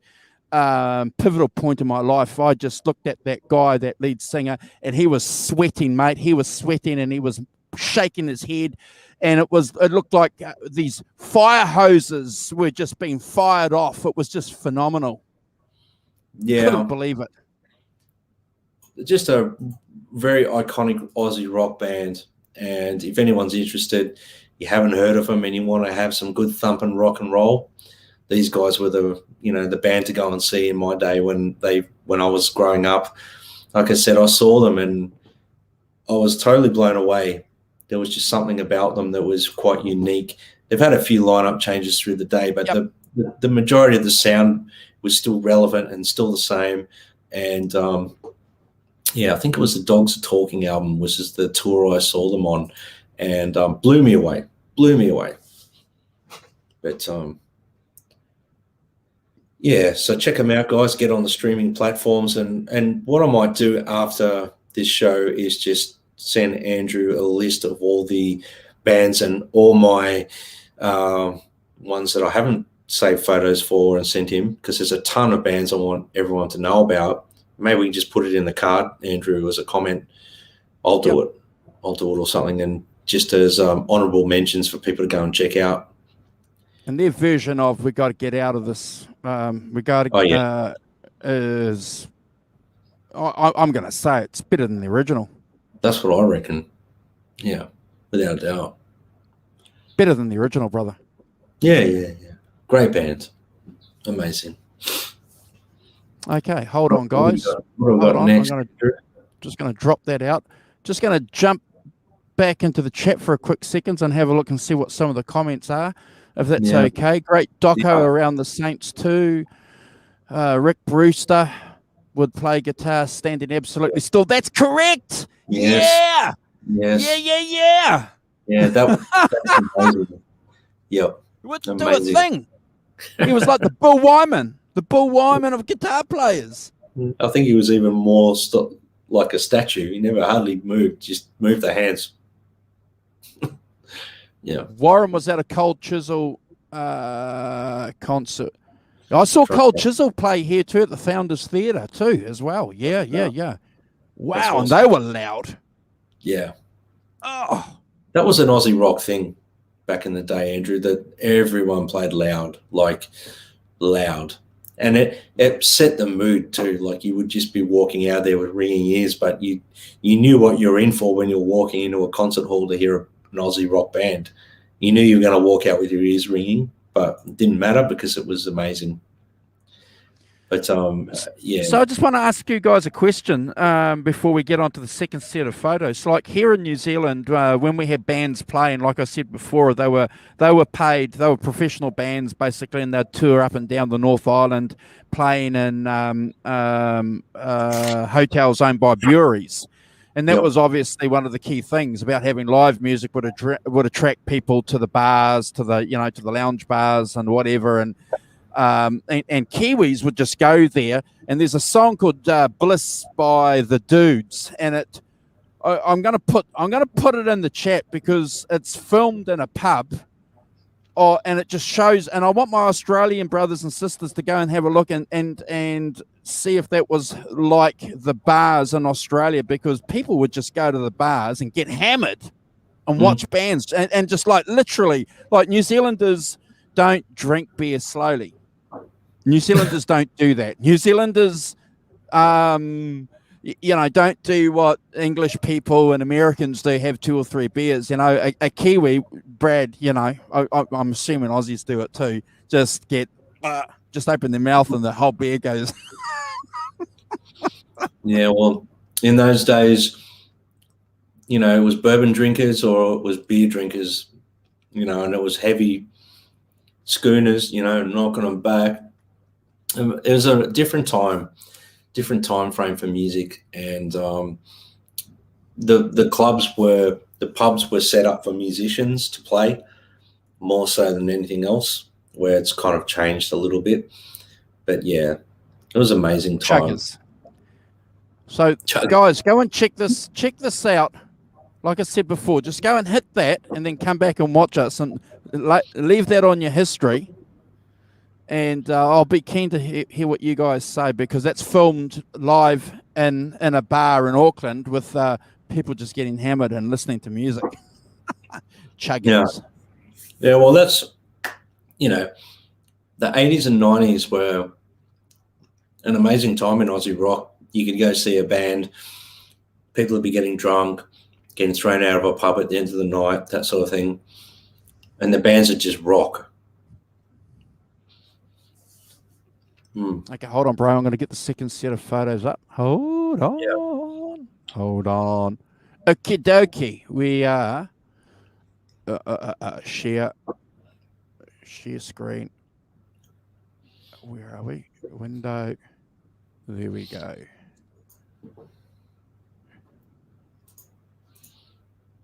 Now, who's that handsome dude? Who's that dude? Oh, my goodness. That was about 10 or something years ago. I'm friends with the guys Baby Animals, and they were performing in Sydney. And that was in a song that's off their second album called Stupid. And Suze DeMarchi plays the guitar solo in it.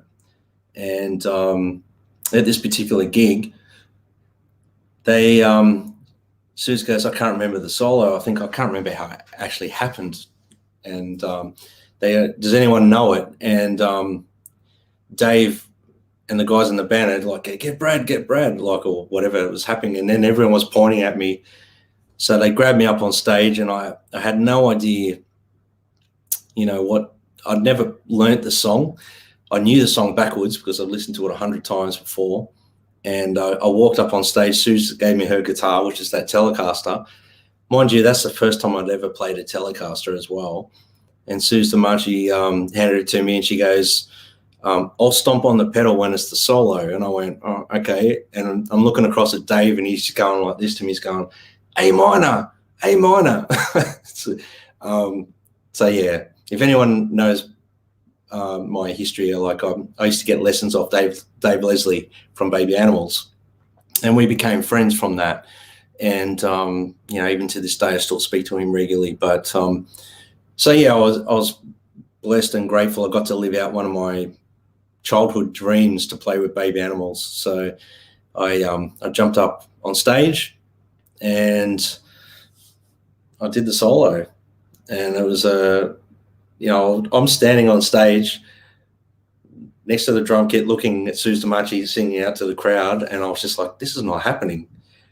This kid in the 90s that grew up listening to these guys is actually on stage with Baby Animals. It was, I get goosebumps talking about it now even. So an amazing experience for me. It's still one of my highlights as a musician was to get up and play with Baby Animals. And I think I've got up a couple of times after that as well. But yeah, Dave is an amazing musician. Suze, thank you, Suze, for giving me the opportunity, and Baby Animals for getting up. I'm extremely grateful. And I still think about it every week or two. I'm thinking about that moment. I'm still chuffed. I'm still one of those, chuffed fans of the band, and I'm grateful and blessed that I know them, and they got me up to do that. It was fun. Awesome. We've got a couple of chats in here. So Deja Vu is saying awesome pick, which is really, really cool. Keith is saying there's a Steve Lukather look going on there. Lovely Telecaster. I'm going to agree with what Warren said back in the day. I agree with you. We did a lot of, partying and chugging and all that. No fighting. I can count the amount. I can count the pushes and the nudges on my left hand, mate. When you consider how much fun we were having. In fact, the fighting and carrying on that I was involved in or saw or witnessed was when I was playing rugby. But with my rock and roll friends, brother, it was just about having a good time. Yeah. Which is what Brad's doing on stage right there, right now. Yeah, well, man, that was. I'm just thinking about what was going through my brain right there. And I was completely and utterly just, what am I doing? Oh, here we go. Hey, you know, mate, are you paying people for these kind of comments now, brother? Brad looks younger now. Thank you. And you've got Alan agreeing. Oh my gosh. Oh my Thank you, gosh. guys. And Thank you, Teresa's going to be jumping on the bandwagon. Oh my, yeah. Well, look, I'm easily led. I agree. You look handsome too, bro. Thank you. Thank you, guys. I'm blushing. If you can't tell, I'm blushing. Yes, this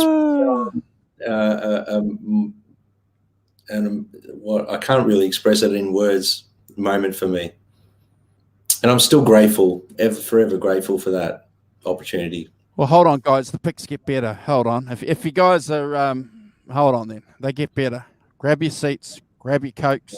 Grab your bourbons. Your cups of teas. That's me and my bro Dave Leslie. We went to watch Ron Haynes play at the Corner Hotel there, and Dave invited me along, which was lovely.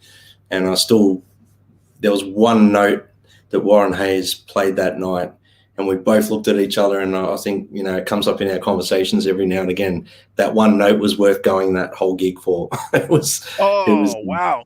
Yeah. But that was in Melbourne a few years ago now. But yeah, Dave's a lovely guy and such an amazing player.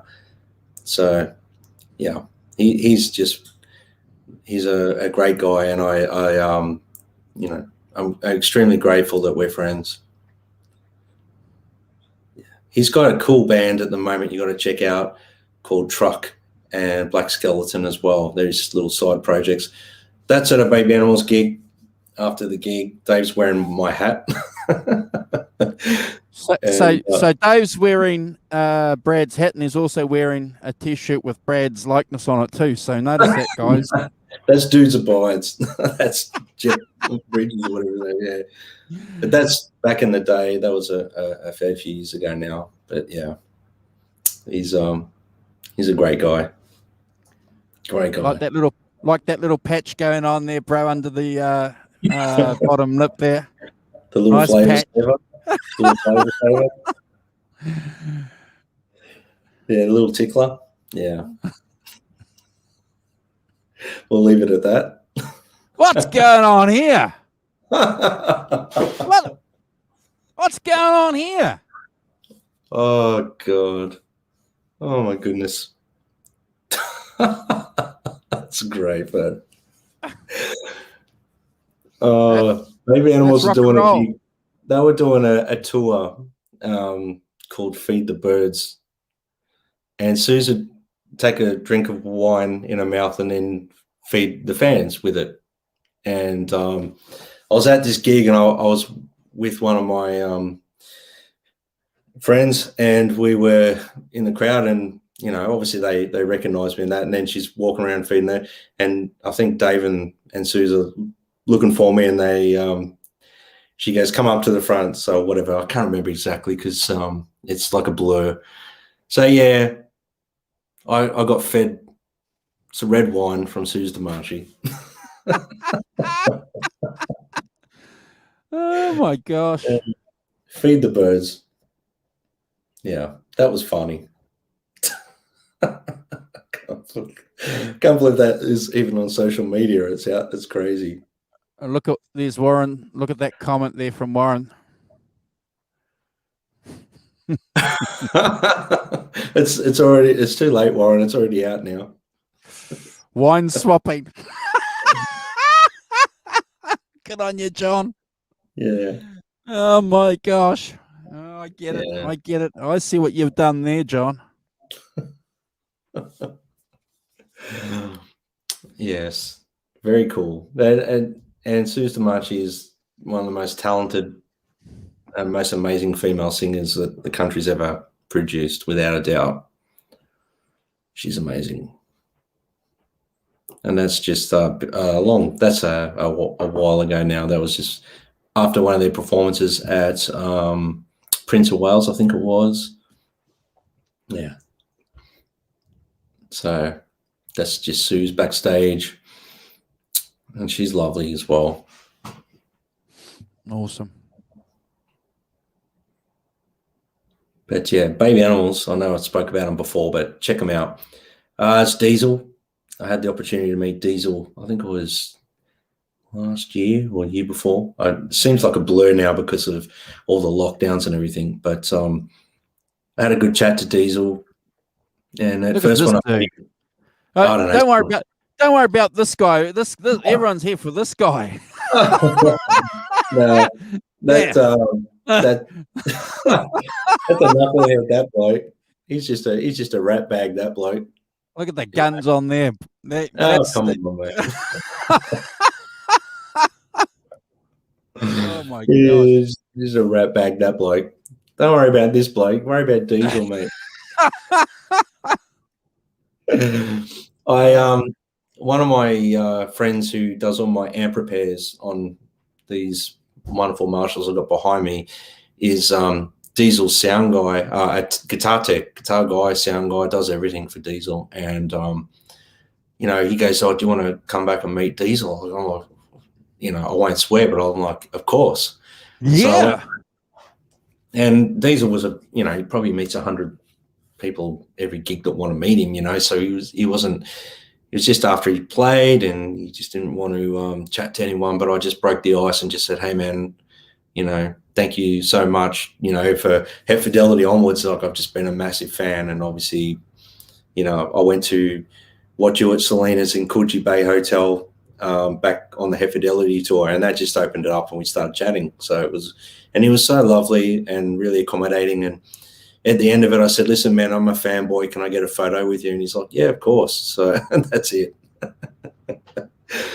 So yeah, so I got to meet Diesel, which is cool. Even Sonia's jumping on the bandwagon. Look at those muscles. Oh, come on.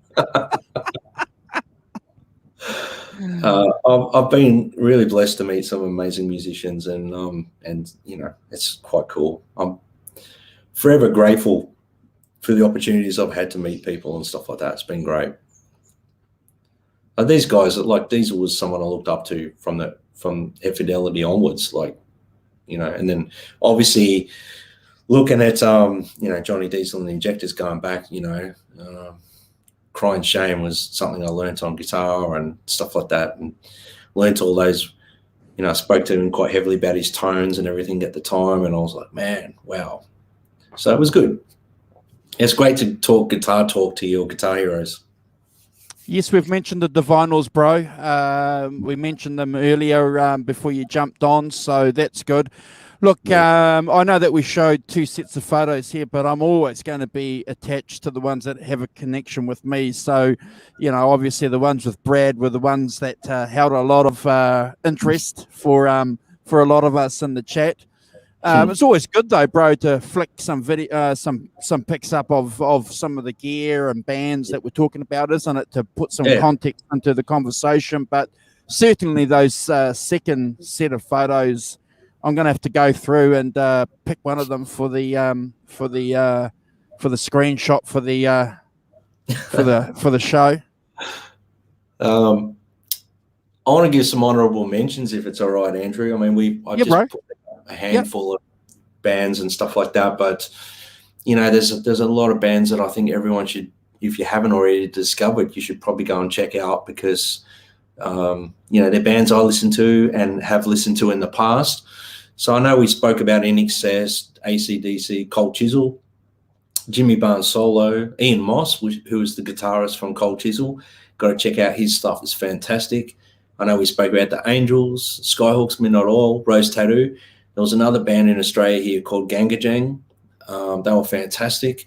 Silverchair, if you're into alternative rock, and that, they were fantastic. And even after the Frog Stomp album onwards, I thought they just kept evolving and writing amazing music. They were young guys, but they became mature guys pretty quickly. Crowded House, you can't get through a Crowded House record without getting goosebumps and be teary-eyed every now and again. It's fantastic. Little River Band, Men at Work. I mentioned the Divinals. James Rain from Aussie Crawl, Australian Crawl. The Sunny Boys. Big band. Sunny Boys, Matt Finish, Hoodoo Gurus, Icehouse. Big Noiseworks. Ice John House, Farnham. big band. Yeah. You know, so these are all artists that I think you should check out from back in the day. I've probably missed a ton more, but more excitingly, I want to sort of just talk about a couple of bands here in Melbourne and Australia that are relevant today and pretty influential on me as well. And I think it's important that you go and support new Aussie rock as well, because at the end of the day, music is what, you know, keeps us all sane, keeps me sane. You know, music is in my opinion, it's like a harmonic connection with everyone. You know, we all, I mean, look at Andrew and I are in other parts of we're in different countries, and because of music, we're together on this. So it's a harmonic connection, and I think if people support new music, then it will thrive. So here's a couple of bands that you guys have really got to check out. The first one is Sicker to Stone. Matt Robbins is the gentleman who mixed and mastered my EP down at Colour Sound Studio, so a shout out to him. His band, if you love Alice in Chains, Stone Temple Pilots, if you love alternative rock, grunge stuff, amazing. You've got to check out Matt Robbins' band, Sicker to Stone. I'll send through some links to Andrew, and you can, you know, go and check them out and stuff like that.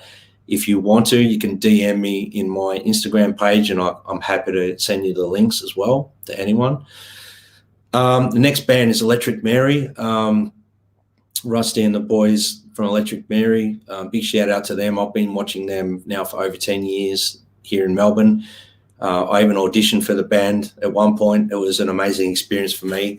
Didn't get the job, but you know, it was one of the highlights for me to actually jam along to some of their songs. It was phenomenal. Carly Jewell, Carly took me under her wing a little bit when I released my EP, and she's amazing. Her band are phenomenal. I've seen them play. Check out Carly Jewell. She's a friend of mine on Instagram and everything like that, so please go across and check her out. And there's Warbirds, Truck, Black Skeleton, King Canyon, Massive, Delacoma, Sonic Circus, Dangerous Curves, my good friend Danny, Ablaze, Ash Acid, Vendettas, Eat the Orange. There's heaps more.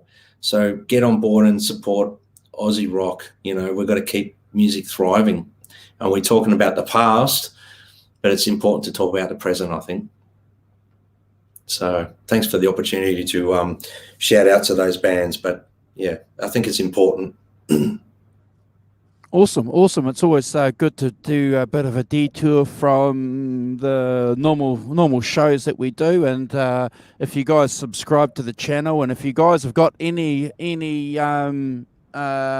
suggestions for us to look at doing future shows down the line, just shout them out in the chat to Brad and I and Simon, and we'll consider any good, no topless competitions, nothing like that. No. So Brad might. Come on. But no, we'll try and keep them, music orientated. But look, bro, it's been fascinating hanging out with you and the Rock Professor for, it was really nice for him to jump on and go through those albums, especially, those 80s bands for me, because I love nostalgia. And I think that's one of the reasons why we like doing these shows. It brings back memories. And I like the fact that you've taken an opportunity to talk about these new bands. So honestly, bro, if you flick me some links in the chat to me, on Instagram, I will attach them all to the description, or the shout out bands especially, and any valuable videos that you guys want to recommend for the cats in the chat. The two videos that I've put in the chat, I'll attach them too, because again, I'd be interested to hear what you guys have to say. Great show, bro. Great show. It was fun. Very fun. And I appreciate everyone who's just recently subscribed to my YouTube account. So thank you. That's great. I appreciate the support. And please subscribe to this channel if you haven't done so already. Obviously, we're going to do another t-shirt giveaway. So please subscribe once we get to 1,000 subscribers. we're going to do a t-shirt giveaway to anyone that subscribes. Okay, so share the channel, help us grow this thing. We love doing this. We just want to keep giving you guys really good content as well. So I think it's important. There's only so much we can do to grow the channel. Without your help, though, it's not going to happen. So we appreciate your support. Yeah, and all the likes obviously help. I'll be honest and admit to you guys, I watch a couple of YouTube shows which tell you a little bit about how YouTube works with algorithms. So comments, a lot of comments work really well. Thumbs up works really, really well with your algorithms. And I'll give you guys also, if anybody wants to push any of their social medias or their videos, I can set up Nightbot and do that. And bro, we were too busy talking. I didn't see. Did your YouTube channel come up in the Nightbot? I did see it pop up a few times, Andrew, and thank you for that. I really appreciate it. And that's why I reckon I've got a few more subscribers too. Okay. I appreciate that. And also, I think what I might do is I'm going to share I'm just doing it now. Just bear with us one sec, guys. I'm going to share in the comments here. I'm just trying to get my comments to work. Thanks, so a link to me. My first time I got up with baby animals. It's really bad footage, like quality wise, but it's an exciting moment for me. So check it out. I've just put it in the chat. Check it out when we finish. Okay, cool. But you'll have to send that to me too, bro. So you're gonna have to flick me those. Yeah. I can't play that here because if I play that, we'll probably either get what's the demonetized, copyrighted or banned. Yeah, it will get blocked, so we can't have that. Yeah, so if you guys, what we do is we automatically, anyone who subs to our channel automatically subs to, we sub back, and that's a promise. Really, really disappointing when you go to someone's YouTube channel and you subscribe and they don't subscribe back. Don't be one of those people. Anyone subscribes to your channel, hit that subscribe button back. I do that on behalf of my other co-hosts. And if you guys want to push any of your Instagram or your social media accounts, flick them to us and we'll put them on Nightbot because we're about a community here, aren't we, bro? Yeah, that's it. That's it. We want to grow our channel, but if you want to grow yours, Andrew's the man. He'll keep sharing your stuff, and we want to grow a little community. So definitely, we've got a great community. You guys in the chat are our community, so it's great. Well, some of the comments in tonight's show, especially from the Aussies, Deja Voodoo, John, Warren, have been, phenomenal. So, Aussie rock. What a thing, bro. Wow. Yeah. And, going back and listening to some of this stuff over the last couple of days, getting in preparation for this, makes me pretty proud to be an Aussie rocker. I just wish Aussie rock would get more accolade overseas than it does. But, the state of the world at the moment, we've just got to keep doing what we do, and that's it. Awesome, bro. Awesome. It's been a pleasure hanging out with you. Are you in lockdown next week? We have got no end to our lockdown at the moment. So at this stage, yes. Okay. So stay cool. Stay cool because Brad and I will probably jump on and do a midweek special. We don't even know what that's going to be because, honest to God, we don't even prepare that. That's something done a couple of days before, and we like that. We like that. And seriously, we do. I'm not going to swear, bugger all preparation for it. We just jump on and we wing it, just a little bit like we've done tonight, and it's always a good thing to do. It just helps. It just helps get your ideas across a little bit quicker. So I find it always helpful, especially when I can share something with another co-host and basically say nothing and let them do all the talking.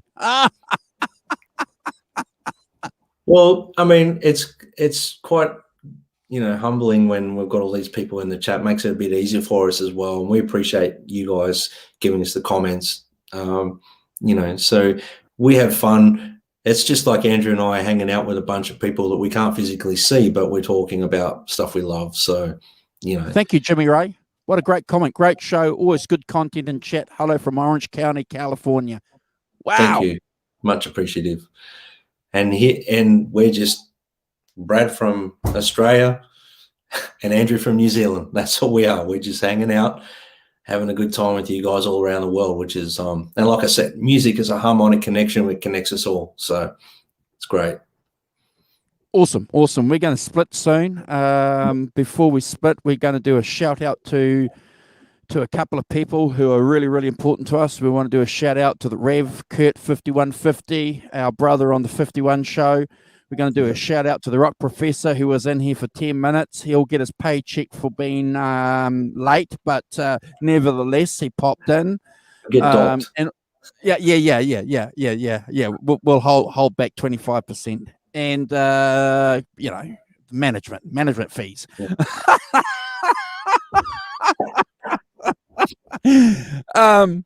The show will always, at the end of the stream, always have a special shout out to Warren going through treatment. Very dear friend of the channel. It's always a pleasure, and we're humbled when he jumps into the chat because, he's going forward. He's moving forward. So we pray for you, brother, and we always keep you in our thoughts. And we also want to do a shout out to Brad, especially for jumping on and giving us some great gun shots and some good information and, some opinions from his perspective, which gives our show some authenticity. I love it, bro. I'm going to get you to, if you've got the chat up, to say the final word. Well, thank you guys for, listening to me waffle on a little bit. I hope you enjoyed it. And please, check out my music as well. I'm an Aussie rocker, and I appreciate all the support. Everyone from this channel has really done so much amazing stuff for me, in the way of supporting me and everything like that. So thank you so much. So in the chat, we've got Keith, Deja Voodoo, Warren. Mate, Warren, thank you for joining us. I got your little comment there about watching out for me because I'll hold your guitar hostage. I was laughing about that. Sonia, Jimmy Ray, John, we appreciate all this. Keith, Hobo Roadie. I'm just going through. I'm going backwards. Jesus, a lot of people in the chat. It's been great. Derek, well, I'm going to go back and read all the comments after the show as well. So we do that. We don't skip your comments. We go back and look, and we talk about them in the weeks leading up to the next show. What we got here? Teresa, thank you, and happy birthday. Who we got? Two Gaz. Oh, Gary, Gaz, my Gary is coming. Arvin, thank you, Arvin. My mother, Ellen. Keith, did I mention Keith? I'm sorry, I think I might be doubling up a bit here, but wow, my chat is gone. We've had a lot of comments here, Andrew. We've had a lot of comments I've missed. So I apologize, everyone in the chat. I've not seen half these comments come up until now. So Hobo Roadie's got it right. You Australians are East Islanders. He's got that right. Listen, I've just got to say one thing, and I apologize on behalf of myself and possibly Andrew here. We're not good at multitasking. Well, I'm not. So I can only do one thing at a time. So usually when I'm focused on what I'm doing, I'm missing a lot of these comments. But please, if I've missed anyone in the chat, I apologize. Thank you for joining us. And also, I will go back and read all these comments. It's great to have everyone jump in and give their 2 cents worth, which is amazing. And we really appreciate it. That's a good point. I just want to reiterate what Brad said. That's a good point because especially when you've presented something or you're presenting something from some notes and making sure that you're trying to get your points across on a presentation is something that we always try and do here. So where I sit, I can just flick these comments up Okay, so I've got the easy job. I can flick the comments up. But yeah, we try not to on our show. We try not to detract attention away from Brad or Simon if they're doing a presentation by answering directly to your question, because it's unfair on Brad who's done the work, if that makes sense. So we'll always try and come back. So if we do miss anything or miss any of your comments, it's not because we don't value anything you guys have said. It's just that, you know, as Brad said, we can't multitask, and when we're talking in talk mode, we've got to talk. And we do go back and read them all. I do anyway. I go back and read them all, and we talk about the comments and the relevance, and it helps us mold our show as well. So your contribution is very important. Mate, the Rev does. He goes and scrutinises everything we say. He gets his magnifying glass out. He gets his dictionary and its a thesaurus out, and he just goes through every show, every comment, every second. We get marked by him. He even gets us on Belich Ethereum. Who does he think he? And he's only a part-timer here. Jeepers. He's on casual rates. Yeah. Oh my gosh. No, we love the Rev, and the show wouldn't be the same without him. So we love the Rev. He's an amazing friend and an amazing guy, and he's probably one of the most knowledgeable Van Halen nuts that I know. So he doesn't have an ego. No, and I mean that sincerely, bro. He's just like us. He's just a fan. He doesn't have any ego. He doesn't, and he actually, you know, he does wear his heart on his sleeve, and he takes one for the team and tries to be funny all the time, and he is wearing those pink pants. Was, you know, that's what he does for the show.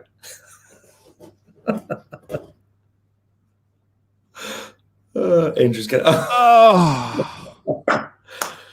Oh, goodness. I'm going to have to edit this out because he's just going to get a big head when he watches the show now. We've said all these nice things about him. He's going to, you know, he won't be able to get through the door of his house for the next week. So I'm going to edit this last 2 minutes out.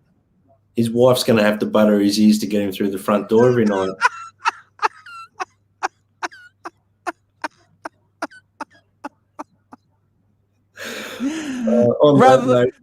Rather than yank, get over here, boy. Get.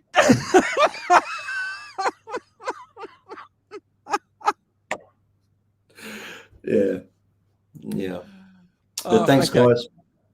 We better go before we start saying things that we're truly going to regret. We're starting to get there, so let's go. Yeah. But I'm safe because I'm easily led. I'll always blame Brad. And I just hide. I just don't respond. Yeah, I'm just, you know, I used to say that to the teachers. Oh, I'm sorry, I'm just easily led. Come on, where's this bloody video? Here, hold on. I'm trying to find this. Here we go. We get out of here before we get into trouble. Goodbye, everybody. See you in the midweek special.